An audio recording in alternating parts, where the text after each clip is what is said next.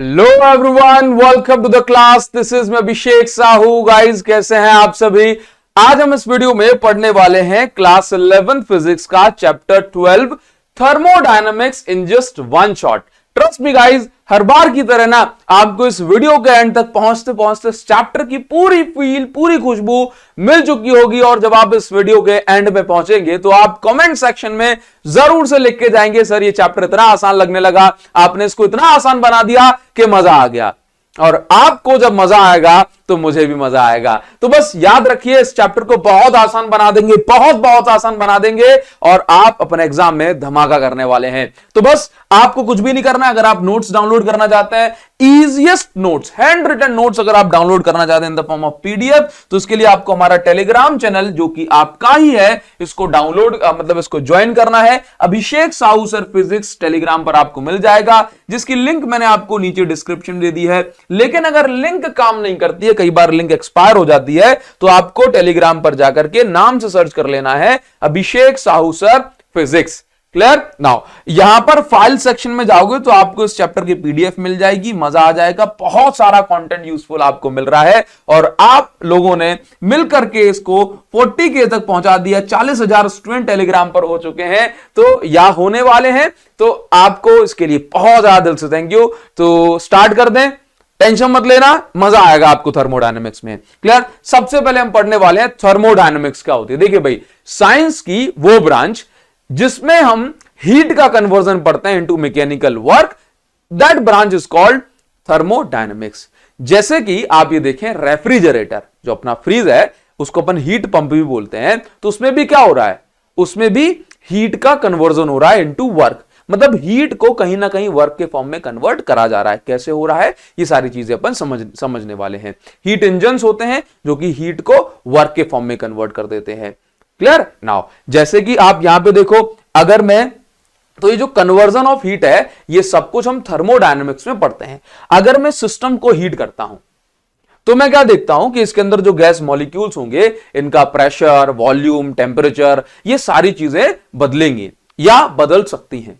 तो हम इस सिस्टम को स्टडी करेंगे, इस प्रोसेस को स्टडी करेंगे कि भाई किस तरीके से हीट को वर्क में कन्वर्ट करा जा रहा है और इस दौरान क्या क्या प्रेशर, वॉल्यूम, टेम्परेचर, इन सारी चीजों में चेंज आया, इसकी पूरी प्रोसेस क्या है, इसकी संपूर्ण जानकारी आपको थर्मोडायनेमिक्स में मिलती है। क्लियर? तो इस चैप्टर में हम ये पढ़ते हैं कि हीट का कन्वर्जन किस तरीके से होता है into useful work. Clear? Now तो अभी अगर हम इसको समझें थर्मोडायनेमिक्स को, तो अपन को इसके लिए कुछ बेसिक चीजें तो जाननी ही पड़ेंगी ना। तो सबसे पहली चीज आपको समझना है थर्मोडायनेमिक सिस्टम। टेंशन मत लो, दिमाग पे लोड लोगे ना तो चीजें परेशान करती हैं आपको। हाँ देखो, सिस्टम क्या होता है, बेसिकली एक ऐसा अरेंजमेंट, सिस्टम क्या है, एक ऐसा अरेंजमेंट है जिसमें कुछ पार्टिकल्स एक दूसरे से इंटरेक्ट करते हैं, वार्तालाप करते हैं, बातचीत करते हैं। जैसे कि आप ये मान के चलो कि मैं क्लास में पढ़ा रहा हूं, मेरे सामने कुछ बच्चे बैठे हैं आपके जैसे प्यारे प्यारे से, तो अभी क्या हो रहा है ना, उस क्लास में वो सारे बच्चे एक दूसरे से बात कर रहे होंगे। हाँ, मैं उनको पढ़ा रहा हूं, मेरी बात सुन रहे हैं वो, तो हम लोग आपस में इंटरेक्ट कर रहे हैं, एक दूसरे से इंटरेक्ट कर रहे हैं, कुछ ना कुछ रिलेशनशिप एस्टैब्लिश कर रहे हैं। तो ऐसे सिस्टम को जिसमें पार्टिकल एक दूसरे को अफेक्ट करते हैं, एक दूसरे से रिएक्ट करते हैं, इंटरेक्ट करते हैं, ऐसे अरेंजमेंट ऑफ पार्टिकल्स को हम बोलते हैं सिस्टम। तो जैसे मेरी क्लास में बच्चे बैठे हुए हैं और मैं हूं, तो वो भी क्या एक सिस्टम है। लेकिन थर्मोडायनेमिक सिस्टम क्या होता है, थर्मोडायनेमिक सिस्टम होता है वही अरेंजमेंट ऑफ पार्टिकल, लेकिन इस अरेंजमेंट के पास कुछ certain value of pressure, volume, temperature होना चाहिए। क्लियर? जैसे कि ये मैं इसकी बात कर रहा हूं, तो नॉर्मल मेरी क्लास में कोई प्रेशर, वॉल्यूम, टेम्परेचर की कोई बात ही नहीं है, तो मैं उसको नॉर्मल सिस्टम बोल रहा हूं। लेकिन टेम्परेचर बढ़ाऊं, प्रेशर बढ़ाऊं, वॉल्यूम बढ़ाऊं, ये सारी चीजों की अगर मैं जानकारी दूं वहां पे, तो उसको, और उसमें हीट वीट का कोई काम हो रहा हो, तो मैं उसको थर्मोडायनेमिक सिस्टम बोल सकता हूं। जैसे कि ये मेरे पास एक थर्मोडायनेमिक सिस्टम हो सकता है। अब आप यहां पर देखो, यहां पर मैं इसको हीट कर रहा हूं, तो यहां पर इसके प्रेशर में, वॉल्यूम में, टेम्परेचर में चेंज आएगा ना। तो ये सिस्टम, इसके जो आइस के जो मॉलिक्यूल्स हैं वाटर के, वो एक दूसरे से इंटरेक्ट कर रहे होंगे, तो ये सिस्टम थर्मोडायनेमिक सिस्टम की तरह हम ट्रीट करेंगे इसको। वॉल्यूम में चेंज क्यों आएगा, क्योंकि इवेपोरेशन भी तो हो सकता है, मतलब वेपराइजेशन भी तो होगा, इवेपोरेशन, तो हम इसको क्या बोलेंगे, थर्मोडायनेमिक सिस्टम है। ठीक? नाउ अब इस सिस्टम का क्या होता है, सराउंडिंग। जैसे मान के चलो कि मैं पढ़ा रहा हूं, मैं पढ़ा रहा हूं, अब मान के चलिए कि मैं पढ़ा रहा हूं और सामने रोड से एक सब्जी वाले भैया निकल गए, बोला आलू ले लो, टमाटर ले लो, भिंडी ले लो, अदरक ले लो। तो आपको यह समझना है कि उनकी आवाज से हमारी जो क्लास है उसमें डिस्टरबेंस हो गया, उसमें डिस्टरबेंस हो गया। हाँ, तो दैट मीन्स वो जो सब्जी वाले भैया हैं उनके आलू, अदरक, टमाटर, लहसुन ने हमारी क्लास को डिस्टर्ब कर दिया, उस पर एक इफेक्ट दिया, उनकी आवाज का इफेक्ट है अपने ऊपर। तो बेसिकली वो क्या हो गया, वो सराउंडिंग हो गई।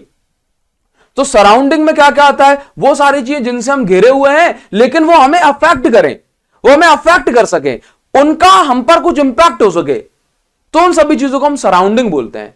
समझ गए? तो वो सब्जी वाले भैया उस क्लास के आसपास जो चल रहा है वो अगर मेरी क्लास को डिस्टर्ब कर सकते हैं या किसी ना किसी रूप में अफेक्ट कर सकते हैं, तो मैं उन सभी चीजों को सराउंडिंग की कैटेगरी में रखता हूं। बाकी क्लास के अंदर है वो सब कुछ सिस्टम है। लेकिन यहां पर देखो, यहां पर क्या है, अब सराउंडिंग का इसका मतलब ये नहीं है कि बाहर कुछ भी हो तो सब सराउंडिंग में आ जाएगा, नहीं। जैसे मान के चलो मैं यहां हूं, अब अमेरिका में भाई युद्ध हो जाए, मुझे क्या मतलब, हालांकि सिस्टम के बाहर है लेकिन वहां का जो युद्ध है वो अपने आप को थोड़ा ना अफेक्ट कर रहा है, अपन को तो नहीं डिस्टर्ब कर रहा है ना, तो वो अपनी सराउंडिंग नहीं होगा। सराउंडिंग का मतलब anything outside the system that can have direct effect on the system is called surrounding. ठीक, तो जैसे ये हीट देख लो, ठीक, अब इस हीट का, इस फ्लेम का इस सिस्टम पे इफेक्ट है ना, तो हम इसको सराउंडिंग बोलेंगे। क्या बोलेंगे, क्या बोलेंगे मुन्नो, सराउंडिंग बोलेंगे इसको। हाँ, तो ये हो गया सराउंडिंग। अब बात करेंगे थर्मोडायनेमिक वेरिएबल।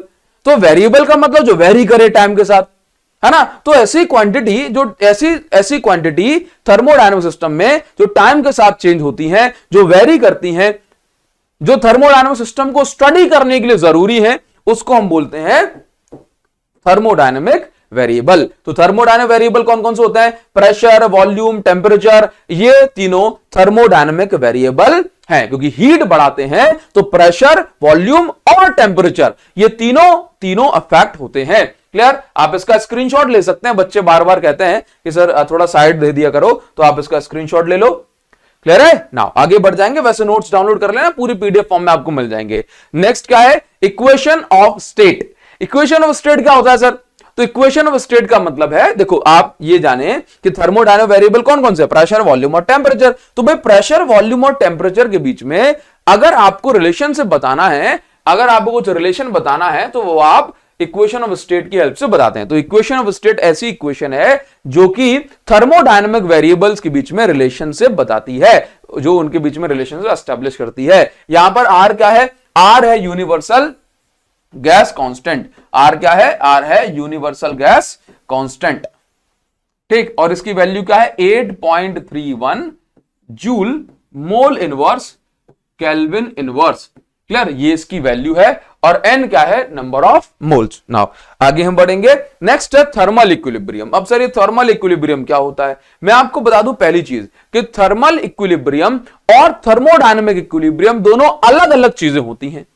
पहले थर्मल इक्विलिब्रियम जान लेते हैं। देखो थर्मल का मतलब टेम्परेचर से, यहां पे तो देखो बेसिकली वो सिस्टम्स जिनका टेम्परेचर सेम है, तो हम उन दोनों सिस्टम को बोलते हैं कि भाई ये दोनों सिस्टम थर्मल इक्विलिब्रियम में। देखिए टेम्परेचर से क्या होता है, टेम्परेचर बढ़ाने से मॉलिक्यूल्स की जो एवरेज काइनेटिक एनर्जी होती है ये बढ़ जाती है, जिससे उस सिस्टम में हलचल हो जाती है। अब दोनों का टेम्परेचर ही सेम होगा तो उन दोनों मॉलिक्यूल्स की जो एवरेज काइनेटिक एनर्जी है वो सेम होगी, और अगर सेम होगी तो हम बोलेंगे कि वो दोनों सिस्टम किसमें है, ये दोनों सिस्टम थर्मल इक्विलिब्रियम में है। तो थर्मल इक्विलिब्रियम के लिए क्या होना चाहिए, उन दोनों की जो इंटरनल एनर्जी है, एवरेज काइनेटिक एनर्जी मॉलिक्यूल्स की, ये क्या होनी चाहिए, सेम होनी चाहिए। इंटरनल एनर्जी क्या होता है उस पर अभी हम डिस्कस करने वाले हैं। तो यहां पर थर्मल एनर्जी अगर सेम है तो उनकी इंटरनल एनर्जी सेम होगी। टेक नाउ नेक्स्ट हम बात करेंगे, आप स्क्रीनशॉट ले लो। नेक्स्ट हम बात करेंगे थर्मोडायनेमिक इक्विलिब्रियम की। अब सर थर्मोडायनेमिक इक्विलिब्रियम देखो बेसिकली क्या होता है, एक ऐसा सिस्टम जिसमें प्रेशर, वॉल्यूम और टेम्परेचर ये तीनों ही टाइम के साथ अगर ना बदलें, प्रेशर, वॉल्यूम और टेम्परेचर ये तीनों ही अगर टाइम के साथ ना बदलें, तो हम ऐसे सिस्टम को बोलते हैं कि भाई ये सिस्टम थर्मोडायनेमिक इक्विलिब्रियम में है।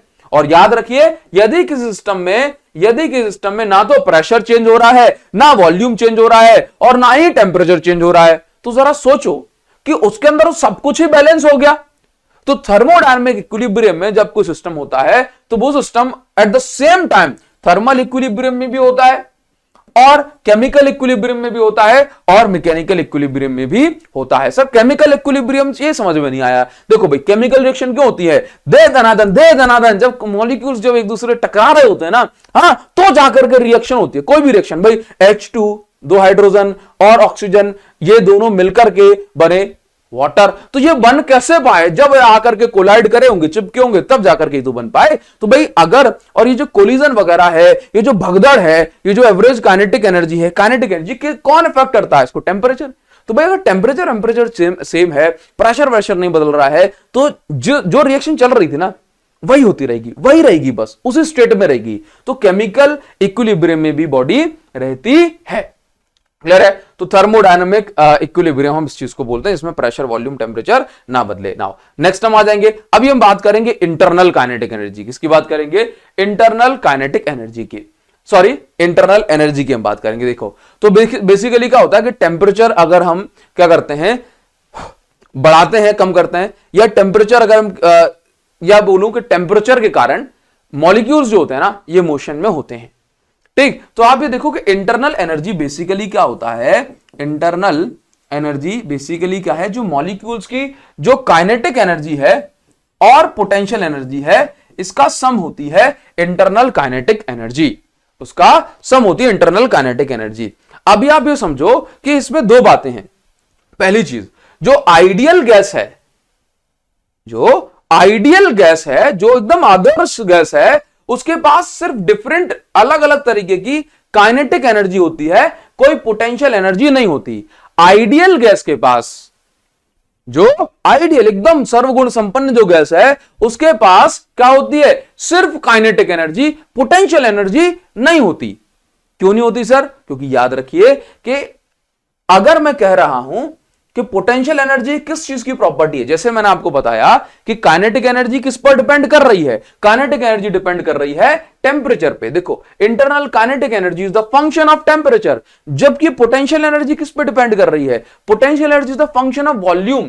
Potential energy is the function of volume. Potential energy volume पे डिपेंड कर रही है। सर कैसे? थोड़ा समझाइए। तो देखो क्या होता है कि अगर मेरे पास दो मॉलिक्यूल हैं, अब उनका वॉल्यूम इतना है, मतलब गैस जो है अगर इतने वॉल्यूम में फैली है या इतने वॉल्यूम में फैली है, उसी से तो डिसाइड होगा कि दो मॉलिक्यूल के बीच की डिस्टेंस कितनी है कि नहीं? उसी से डिसाइड होगा ना। तो आपको यह समझना है कि दो मॉलिक्यूल्स जो हैं ये इतने इतने फोर्स पे हैं। अब ये देखो, अब जैसे मान के चलो कि स्प्रिंग है, स्प्रिंग में ये दो मासेस लगे हुए हैं। ठीक, अब आप ये देखिए कि अगर मैं इन दोनों मासेस को, ये मास हो गया m और ये मास हो गया m, अगर मैं इन दोनों मासेस को खींचूंगा, इनके बीच के डिस्टेंस बढ़ाऊंगा, तो क्या होगा? ये इनके बीच का जो फोर्स ऑफ अट्रैक्शन है ये बढ़ेगा ना। मैं इनको खींचूंगा और खींच कर अगर छोड़ दिया तो ये दोनों आपस में आकर ऐसे ठुक जाएंगे। क्यों? क्योंकि भाई इनके बीच में अट्रैक्शन, जो म्यूचुअल अट्रैक्शन है ना, वो बढ़ रही है। समझे? तो बेसिकली तो इनके बीच की अभी कौन सी एनर्जी बढ़ेगी? Potential energy. कौन सी एनर्जी बढ़ेगी? Potential energy. जैसे खींच रहा हूं पोटेंशियल एनर्जी, फिर जैसे छोड़ा तो पोटेंशियल एनर्जी काइनेटिक एनर्जी में कन्वर्ट हो गई। तो अगर मैं डिस्टेंस बढ़ा रहा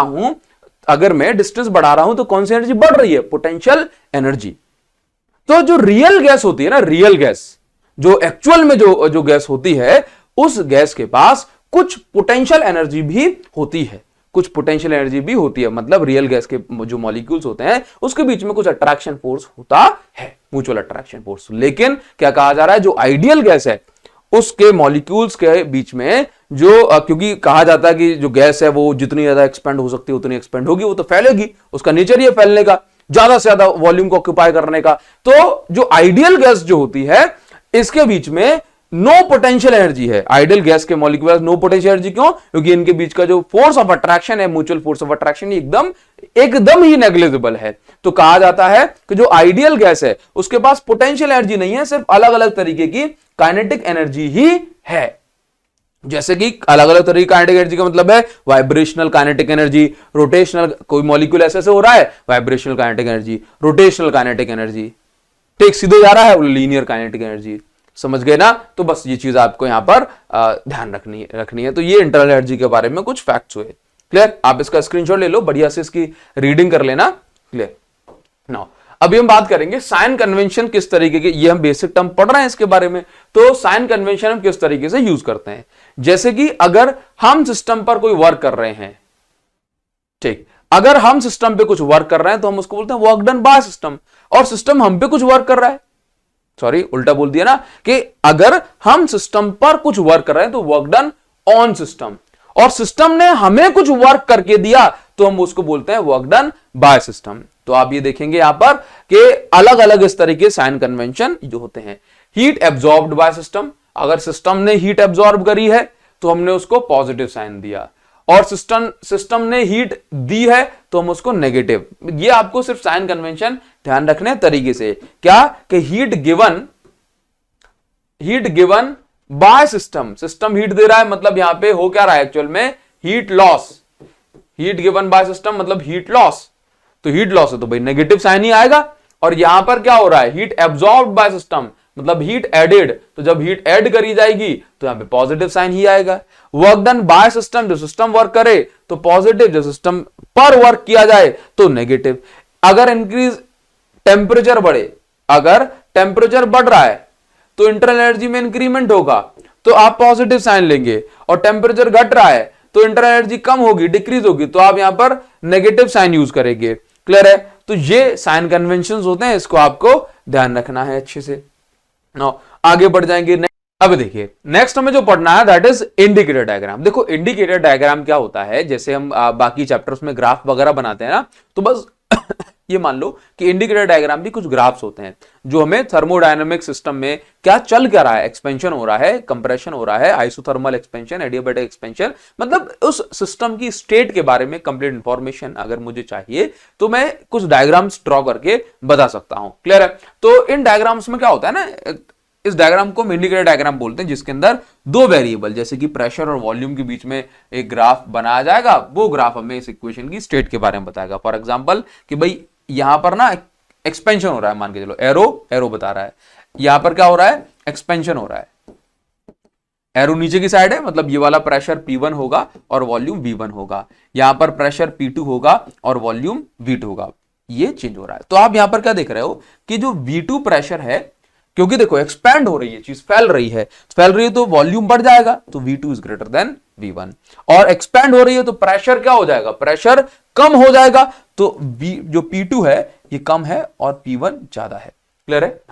अब आपको समझना है, तो इस इंडिकेटर डायग्राम में क्या बता रहा है, एक्सपेंशन बता रहा है, क्या बता रहा है, गैस एक्सपैंड हो रही है। क्लियर? बोला सर क्या इतनी सी बात बताई जाती है क्या? नहीं, और कुछ भी बताया जाता है, वो मैं आपको समझाता हूं। देखो तो यहां पर अगर मैं देखूं, यहां पर अगर मैं डायग्राम बनाऊं तो इस डायग्राम में क्या बताएगा, अगर मैं ऊपर की साइड एरो लगा देता हूं, मतलब प्रोसेस यहां से स्टार्ट हुई है, तो लेट्स से यहां पे प्रेशर P1 है और वॉल्यूम V1 है, और यहां पर प्रेशर P2 और वॉल्यूम V2 है, तो इसका मतलब क्या हो रहा है, जब आप गैस को ऑपोजिट, इसके ऑपोजिट मतलब एक्सपेंशन के ऑपोजिट लेके जा रहे हो ना, एरो इसका नीचे, इसका एरो ऑपोजिट, तो यहां पे कंप्रेशन बताया जा रहा है। क्या बताया जा रहा है? कंप्रेशन बताया जा रहा है। एक बात ठीक ना, अभी आपको दूसरी चीज ध्यान देनी है कि कंप्रेशन हो गया और ये क्या है, चलो तो यहां पर क्या हो रहा है, कंप्रेस करा जा रहा है, तो ये हो गया प्रेशर P1। ठीक, अब प्रेशर P1 है, कंप्रेस करोगे तो आगे जाकर के प्रेशर बढ़ेगा ना, तो इसका मतलब है कि P2 प्रेशर ज्यादा है और P1 प्रेशर कम है। क्लियर? अब आप ये समझिए कि वॉल्यूम V2 क्या है, V2 वॉल्यूम कम है, जब आप कंप्रेस करते हो तो वॉल्यूम कम हो जाएगा, और V2 मतलब कम वॉल्यूम है और V1 ज्यादा है। नाउ तो क्या हमें इस इंडिकेटर डायग्राम से सिर्फ यही बात पता पड़ती है? आंसर है नहीं। इस इंडिकेटर डायग्राम का जो कर्व होता है, इस इंडिकेटर डायग्राम का जो कर्व होता है, आप इसको लिखें area under curve of indicator diagram, bracket में लिख दे रहा हूं प्रेशर वॉल्यूम। अगर मैं प्रेशर वॉल्यूम की बात कर रहा हूं तो इसके इस एरिया के अंडर जो भी, मतलब इस कर्व के अंदर जो भी एरिया होगा, वो एरिया में वर्क देगा। क्या देगा? Work done. क्या देगा? Gives work done. कैसे देगा ये मैं आपको एक्सप्लेन कर देता हूं, गिव्स वर्क डन। तो अगर मुझे यहां पे वर्क डन कैलकुलेट करना है तो मैं कैसे कर सकता हूं, इसके इस कर्व के नीचे जो भी एरिया है उसकी वैल्यू फाइंड आउट कर लूंगा तो मुझे वर्क मिल जाएगा, प्रेशर वॉल्यूम। अब देखो क्या होता है कि जब मैं किसी गैस को एक्सपेंड करूंगा तो मुझे पिस्टन उठाने में, कंप्रेस करूंगा तो पिस्टन दबाने में कुछ ना कुछ वर्क करना ही पड़ेगा। Either work done on system और वर्क डन बाय सिस्टम, मतलब वर्क तो होगा ही, और उस वर्क को मैं इस पीवी ग्राफ में एरिया अंडर कर्व से कैलकुलेट कर सकता हूं। सबसे पहले मुझे समझना है कि वर्क डन एंड एक्सपेंशन, अगर मैं किसी गैस को एक्सपेंड कर रहा हूं तो मुझे कितना वर्क करना पड़ेगा। तो आप यहां पे समझो लेट से कि स्टार्टिंग में जो गैस होगी, जो पिस्टन होगा वो यहां पे होगा। अभी क्या होगा, गैस अगर एक्सपेंड हो रही है तो गैस क्या करेंगी, इस पिस्टन पे एक ऊपर की साइड फोर्स लगाएंगी, ये फोर्स लगाएंगी तो ये जो पिस्टन होगा ये अपवार्ड डिस्प्लेस कर जाएगा, कितना, लेट से dx। तो आपने क्या देखा कि वर्क, जो स्मॉल वर्क इसने किया, that is force into displacement. तो फोर्स इनटू डिस्प्लेसमेंट क्या, dx। नाउ नेक्स्ट क्या है, work done is equal to, force को हमने क्या लिखा, प्रेशर इनटू एरिया। फोर्स को क्या लिखा, फोर्स को हमने लिखा प्रेशर इनटू एरिया। देख dx को लिखा dx। नाउ अभी प्रेशर के प्लेस पे प्रेशर है, प्रेशर के प्लेस पे क्या है, प्रेशर के प्लेस पे प्रेशर, और dx के प्लेस पे क्या है, dx के प्लेस पर है, देखो ना जरा, सॉरी, प्रेशर के प्लेस पे, चलो मैंने प्रेशर लिख दिया। अब एरिया इनटू थर्ड साइड, तो क्या हो जाएगा, ये मीटर स्क्वायर है, ये एक और मीटर है तो ये हो जाएगा मीटर क्यूब, मतलब वॉल्यूम। लेकिन ये एरिया इनटू स्मॉल लेंथ है ना, तो ये स्मॉल वॉल्यूम होगा, पीडीबी। क्या हो जाएगा, पीडीबी। देखो फोर्स इनटू डिस्प्लेसमेंट, ये यहां से वर्क हुआ। फोर्स के प्लेस पर मैं लिख सकता हूं, क्योंकि प्रेशर का फॉर्मूला होता है फोर्स अपॉन एरिया, तो फोर्स के प्लेस पर मैं लिख दिया pressure into area. Clear. Now इसके बाद dx के प्लेस पर आपको लिखना है dx। इसके बाद मैंने आपको बता ही दिया कि एरिया इनटू जो dx होता है दैट इज स्मॉल वॉल्यूम। तो work done, small work done का जो फॉर्मूला बन गया that is P into dV, pressure into small volume. अब अगर आप इस स्मॉल वर्क डन से टोटल वर्क डन निकालना चाहते हैं, स्मॉल वर्क डन से अगर आप टोटल वर्क डन निकालना चाहते हैं तो आप क्या करेंगे, तो आप यहां पर इंटीग्रेट कर देंगे। dw का इंटीग्रेशन करोगे तो w आएगा, और pdv का इंटीग्रेशन करोगे तो यहां पर क्या हो जाएगा, इंटीग्रेशन साइन v1 से लेकर v2 तक लिमिट। हाँ, एक स्मॉल वॉल्यूम से लेकर के, या आप एक्सपेंड कर रहे हो तो पहले कुछ और वॉल्यूम था, अब v1 से v2 तक एक्सपेंड कराने में आपको जो वर्क करना पड़ा, उस वर्क डन को आप इस तरीके से कैलकुलेट कर सकते हैं। बताइए जरा, क्लियर है बात। आप यहां से work done is equal to integration v1 to v2 pdv से कैलकुलेट कर सकते हैं। बताइए समझ में आ रहा है। आपको ध्यान रखना, मुझे कमेंट सेक्शन में आपका कमेंट चाहिएगा इसके, सर यहां तक जो आपने पढ़ाया वो समझ में आया। मैं आपका इंतजार करूंगा। इस वीडियो की जो फीस है ना वो इतनी है कि आप बस कमेंट सेक्शन में मुझे लिख करके बताएंगे, जरूर मैं आपका वेट करूंगा गाइस। तो देखो, तो आपको वर्क डन अगर कैलकुलेट करना है तो आप क्या करेंगे, आप यहां से इंटीग्रेशन ऑफ pdv, और अगर स्मॉल वर्क डन की मैं बात कर रहा हूं तो dw इज इक्वल टू क्या होता है, pdv। इंटीग्रेशन नहीं करना, क्योंकि इंटीग्रेशन कर देते हैं तो टोटल वर्क हमें मिल जाता है। बताइए जरा, क्लियर है बात, बताइए। ठीक नाउ, तो यहां पर ये हो गया। अब इसके बाद हम आगे बढ़ेंगे, work done during non cyclic process. देखिए साइक्लिक प्रोसेस तो वो होती है जिसमें सिस्टम जहां से स्टार्ट हुआ वहीं पे वापस पहुंच जाए। नॉन साइक्लिक प्रोसेस में सिस्टम जहां से स्टार्ट हुआ है उसी स्टेट में दोबारा से नहीं पहुंचेगा। नॉन साइक्लिक में क्या होता है, उसी स्टेट में दोबारा से नहीं पहुंचेगा। क्लियर। चलिए, तो अगर मैं इसकी बात कर रहा हूं तो ये मेरे पास प्रेशर P1 V1 और ये मेरे पास P2 V2 हो गया, तो ये मेरे पास प्रेशर हो गया, इस एक्सिस पे वॉल्यूम हो गया। Let's say this is expansion. तो यहां पर ये चीज मैंने आपको ऑलरेडी बता ही दी है कि एरिया अंडर कर्व जो होता है पीवी ग्राफ का, ये क्या देता है, ये मुझे वर्क देता है। लेकिन मैं आपको ये बता दूं कि क्यों देता है सर वर्क, मतलब मैं क्यों मान लूं। तो देखो सिंपल सी बात है, यहां पे प्रेशर का और वॉल्यूम का इनटू है। क्या है, प्रेशर का और वॉल्यूम का इनटू। अगर ऐसे ना समझ में आए तो यहां तो आपने देख ही लिया कि वर्क जब मैं निकालता हूं तो प्रेशर और वॉल्यूम का इनटू होता है। हाँ, उसके बाद इंटीग्रेशन वगैरह सारी चीजें होंगी। तो देखो क्या होता है कि जब मैं स्लोप निकालता हूं, क्या निकालता हूं, जब मैं स्लोप कैलकुलेट करता हूं ना किसी भी ग्राफ में, तो स्लोप कैलकुलेट करता हूं तो दो एक्सिस का डिवाइड होता है। फॉर एग्जांपल जब मैं वेलोसिटी निकालता हूं तो dx बाय dt करता हूं, या और सिंपल दूं तो जैसे अगर मैं एक्सेलरेशन निकाल रहा हूं तो ऊपर होता है वेलोसिटी और नीचे होता है time, change in velocity upon change in time. मतलब एक्सेलरेशन मुझे निकालनी तो इस तरह से निकाल सकता हूं। लेकिन जब मुझे ना एरिया अंडर कर्व निकालना होता है तो मैं इन दोनों एक्सिस का इंटू करता हूं। तो इंटू करने पे वेलोसिटी इंटू टाइम का जब मैं इंटू करता हूं तो मुझे क्या मिलता है, मुझे मिलता है यहां पर वेलोसिटी को मैं लिखता हूं change in displacement upon change in time, into में क्या है टाइम। तो जब मैं यहां पर एरिया अंडर कर्व निकालता हूं ना इसका, तो एरिया अंडर कर्व मुझे वही वेलोसिटी टाइम ग्राफ का क्या मिलता है, डिस्प्लेसमेंट। जबकि एरिया अंडर कर्व, जबकि slope of velocity time graph gives acceleration. तो आप याद रखिए, जब आप दो एक्सिस का इनटू करते हैं तो आपको मिलता है एरिया अंडर कर्व। वो चीज अलग है कि भाई अगर मैं डिस्प्लेसमेंट टाइम का जो एरिया अंडर कर्व निकालूंगा तो वो कुछ नहीं आएगा, तो वो इनसिग्निफिकेंट है, समझे। तो इसी तरीके से अगर आप प्रेशर और वॉल्यूम इसका जो है इनटू करते हैं तो मुझे वर्क मिलता है, प्रेशर और वॉल्यूम का इनटू करते हैं तो वर्क मिलता है। तो बस यहीं से मैं समझ जाता हूं, इसी रूल के हिसाब से मैं बता देता हूं कि इसका जो वर्क जो मुझे प्रेशर वॉल्यूम का इनटू करने वर्क मिल रहा है, ठीक है। तो work will give area under curve, क्योंकि यहां पर भी इंटू करने से क्या मिल रहा है, एरिया अंडर कर्व। इस पर हम काफी सारे क्वेश्चन करते हैं, इस पर भी हम चैप्टर पे क्वेश्चन लेकर के आएंगे, बस आप मुझे बताना कमेंट में, ठीक है। चलिए, तो अभी आप ये देखिए, तो यहां पर आप वर्क डन वगैरह कैलकुलेट करेंगे तो आपको जो है एरिया अंडर कर्व निकालना पड़ेगा ना।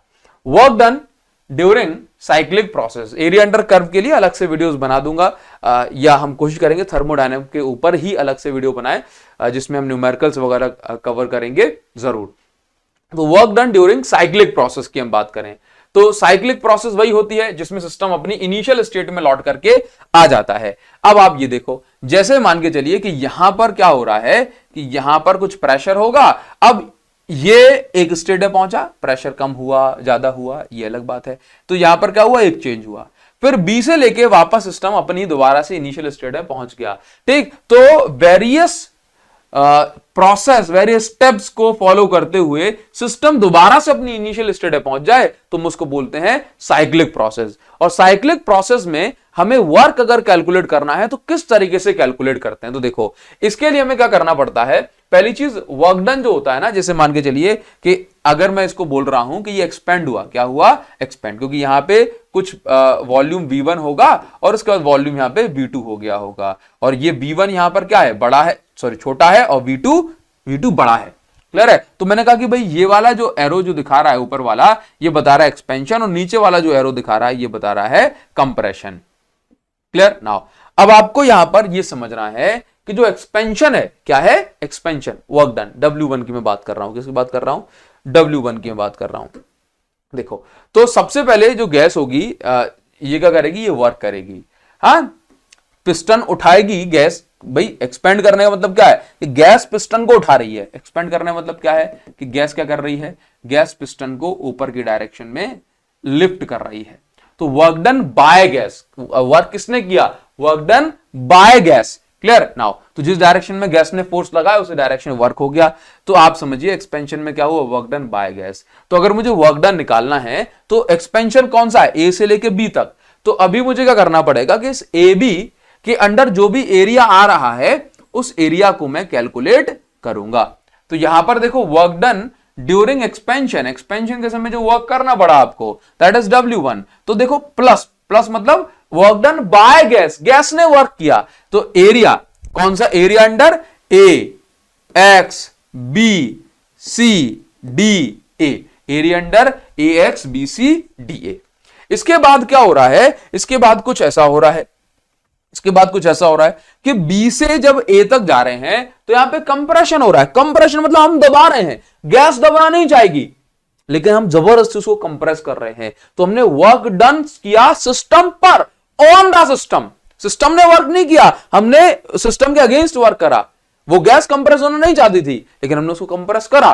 गैस की टेंडेंसी तो फैलना होती है ना, तो यहां पे work done on system, system पर वर्क किया, ऑपोजिट यहां पर वर्क हुआ। तो यहां पर आपने क्या बोला, वर्क डन ड्यूरिंग कंप्रेशन, तो ये कैसा है, नेगेटिव है। अब आप नेगेटिव, अब आप ये देखो कंप्रेशन कौन सा ग्राफ बता रहा है, ये देखो ये बता रहा है कंप्रेशन। तो ये वाला जो ग्राफ होगा, एरिया अंडर यहां से देख लो बी सी, या ऐसे देख लो, कहां से स्टार्ट करें, बी से, चलो तो बी वाई, ये वाई लिखा हुआ है नाउ, तो B Y A D C B, B Y इसका नाम है वाई, जैसे इसका एक्स दिया है, तो B Y A D C B वापस से, तो ये क्या है, वर्क डन ऑन सिस्टम है, तो हमने इसको क्या बोला, नेगेटिव। अब आप यहां पे समझिए,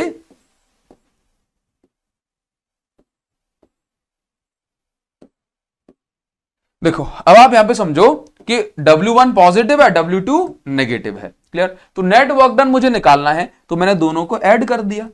अब जब मैं ऐड करूंगा तो भाई ऑब्वियस सी बात है कि अपने आप जो भी ऊपर वाला जो पॉजिटिव वर्क होगा उसमें से नेगेटिव वाला माइनस ही हो जाएगा। तो आप भी समझो कि कितना ये बचेगा टोटल में से। अगर मैं ये वाला घटा दूंगा ये वाला, तो क्या बचेगा? ये वाला एरिया ही तो बचेगा। तो एरिया अंडर कर्व जब मैं निकालूंगा, जब इसको कैलकुलेट करूंगा, तो यहां पर एरिया क्या बचेगा? ए एक्स बी वाई ए एक्स बी वाई ए, ये एरिया बचेगा। क्लियर है? नाउ इस पर हम क्वेश्चन भी करेंगे जरूर। ठीक, देखिए जरा, तो पहले मैं इसको सेव कर देता हूं और अभी हम आगे बढ़ेंगे। तब तक आप मुझे बताओ कि यहां तक समझ में आया कि नहीं आया। हाँ जी, चलिए। तो नेक्स्ट हमें पढ़ना है थर्मोडायनामिक के बेसिक लॉज। क्लियर? तो थर्मोडायनामिक में क्या होता है? बेसिक 3 लॉज होते हैं। हाँ, in laws, mother in law, father in law, sister in law. ठीक है, देखो जरा। तो यहां पर क्या है कि फर्स्ट लॉ क्या है? Zeroth law. सेकंड क्या है? First law. और तीसरे नंबर पे क्या है? Second law. क्लियर है? आपको समझना है कि जेरोथ लॉ क्या बताता है। पहले हम इसको समझ लेते हैं, बहुत बेसिक सी इसमें बातें कही गई हैं। देखिए जरा, तो जेरोथ लॉ ये कहता है कि मान के चलो कि अगर मेरे पास 2 सिस्टम है और ये कौन सी वॉल है? ये लेट से मान के चलो इंसुलेटिंग वॉल है। कौन सी वॉल है? Insulating wall. और ये बीच में है कंडक्टिंग वॉल।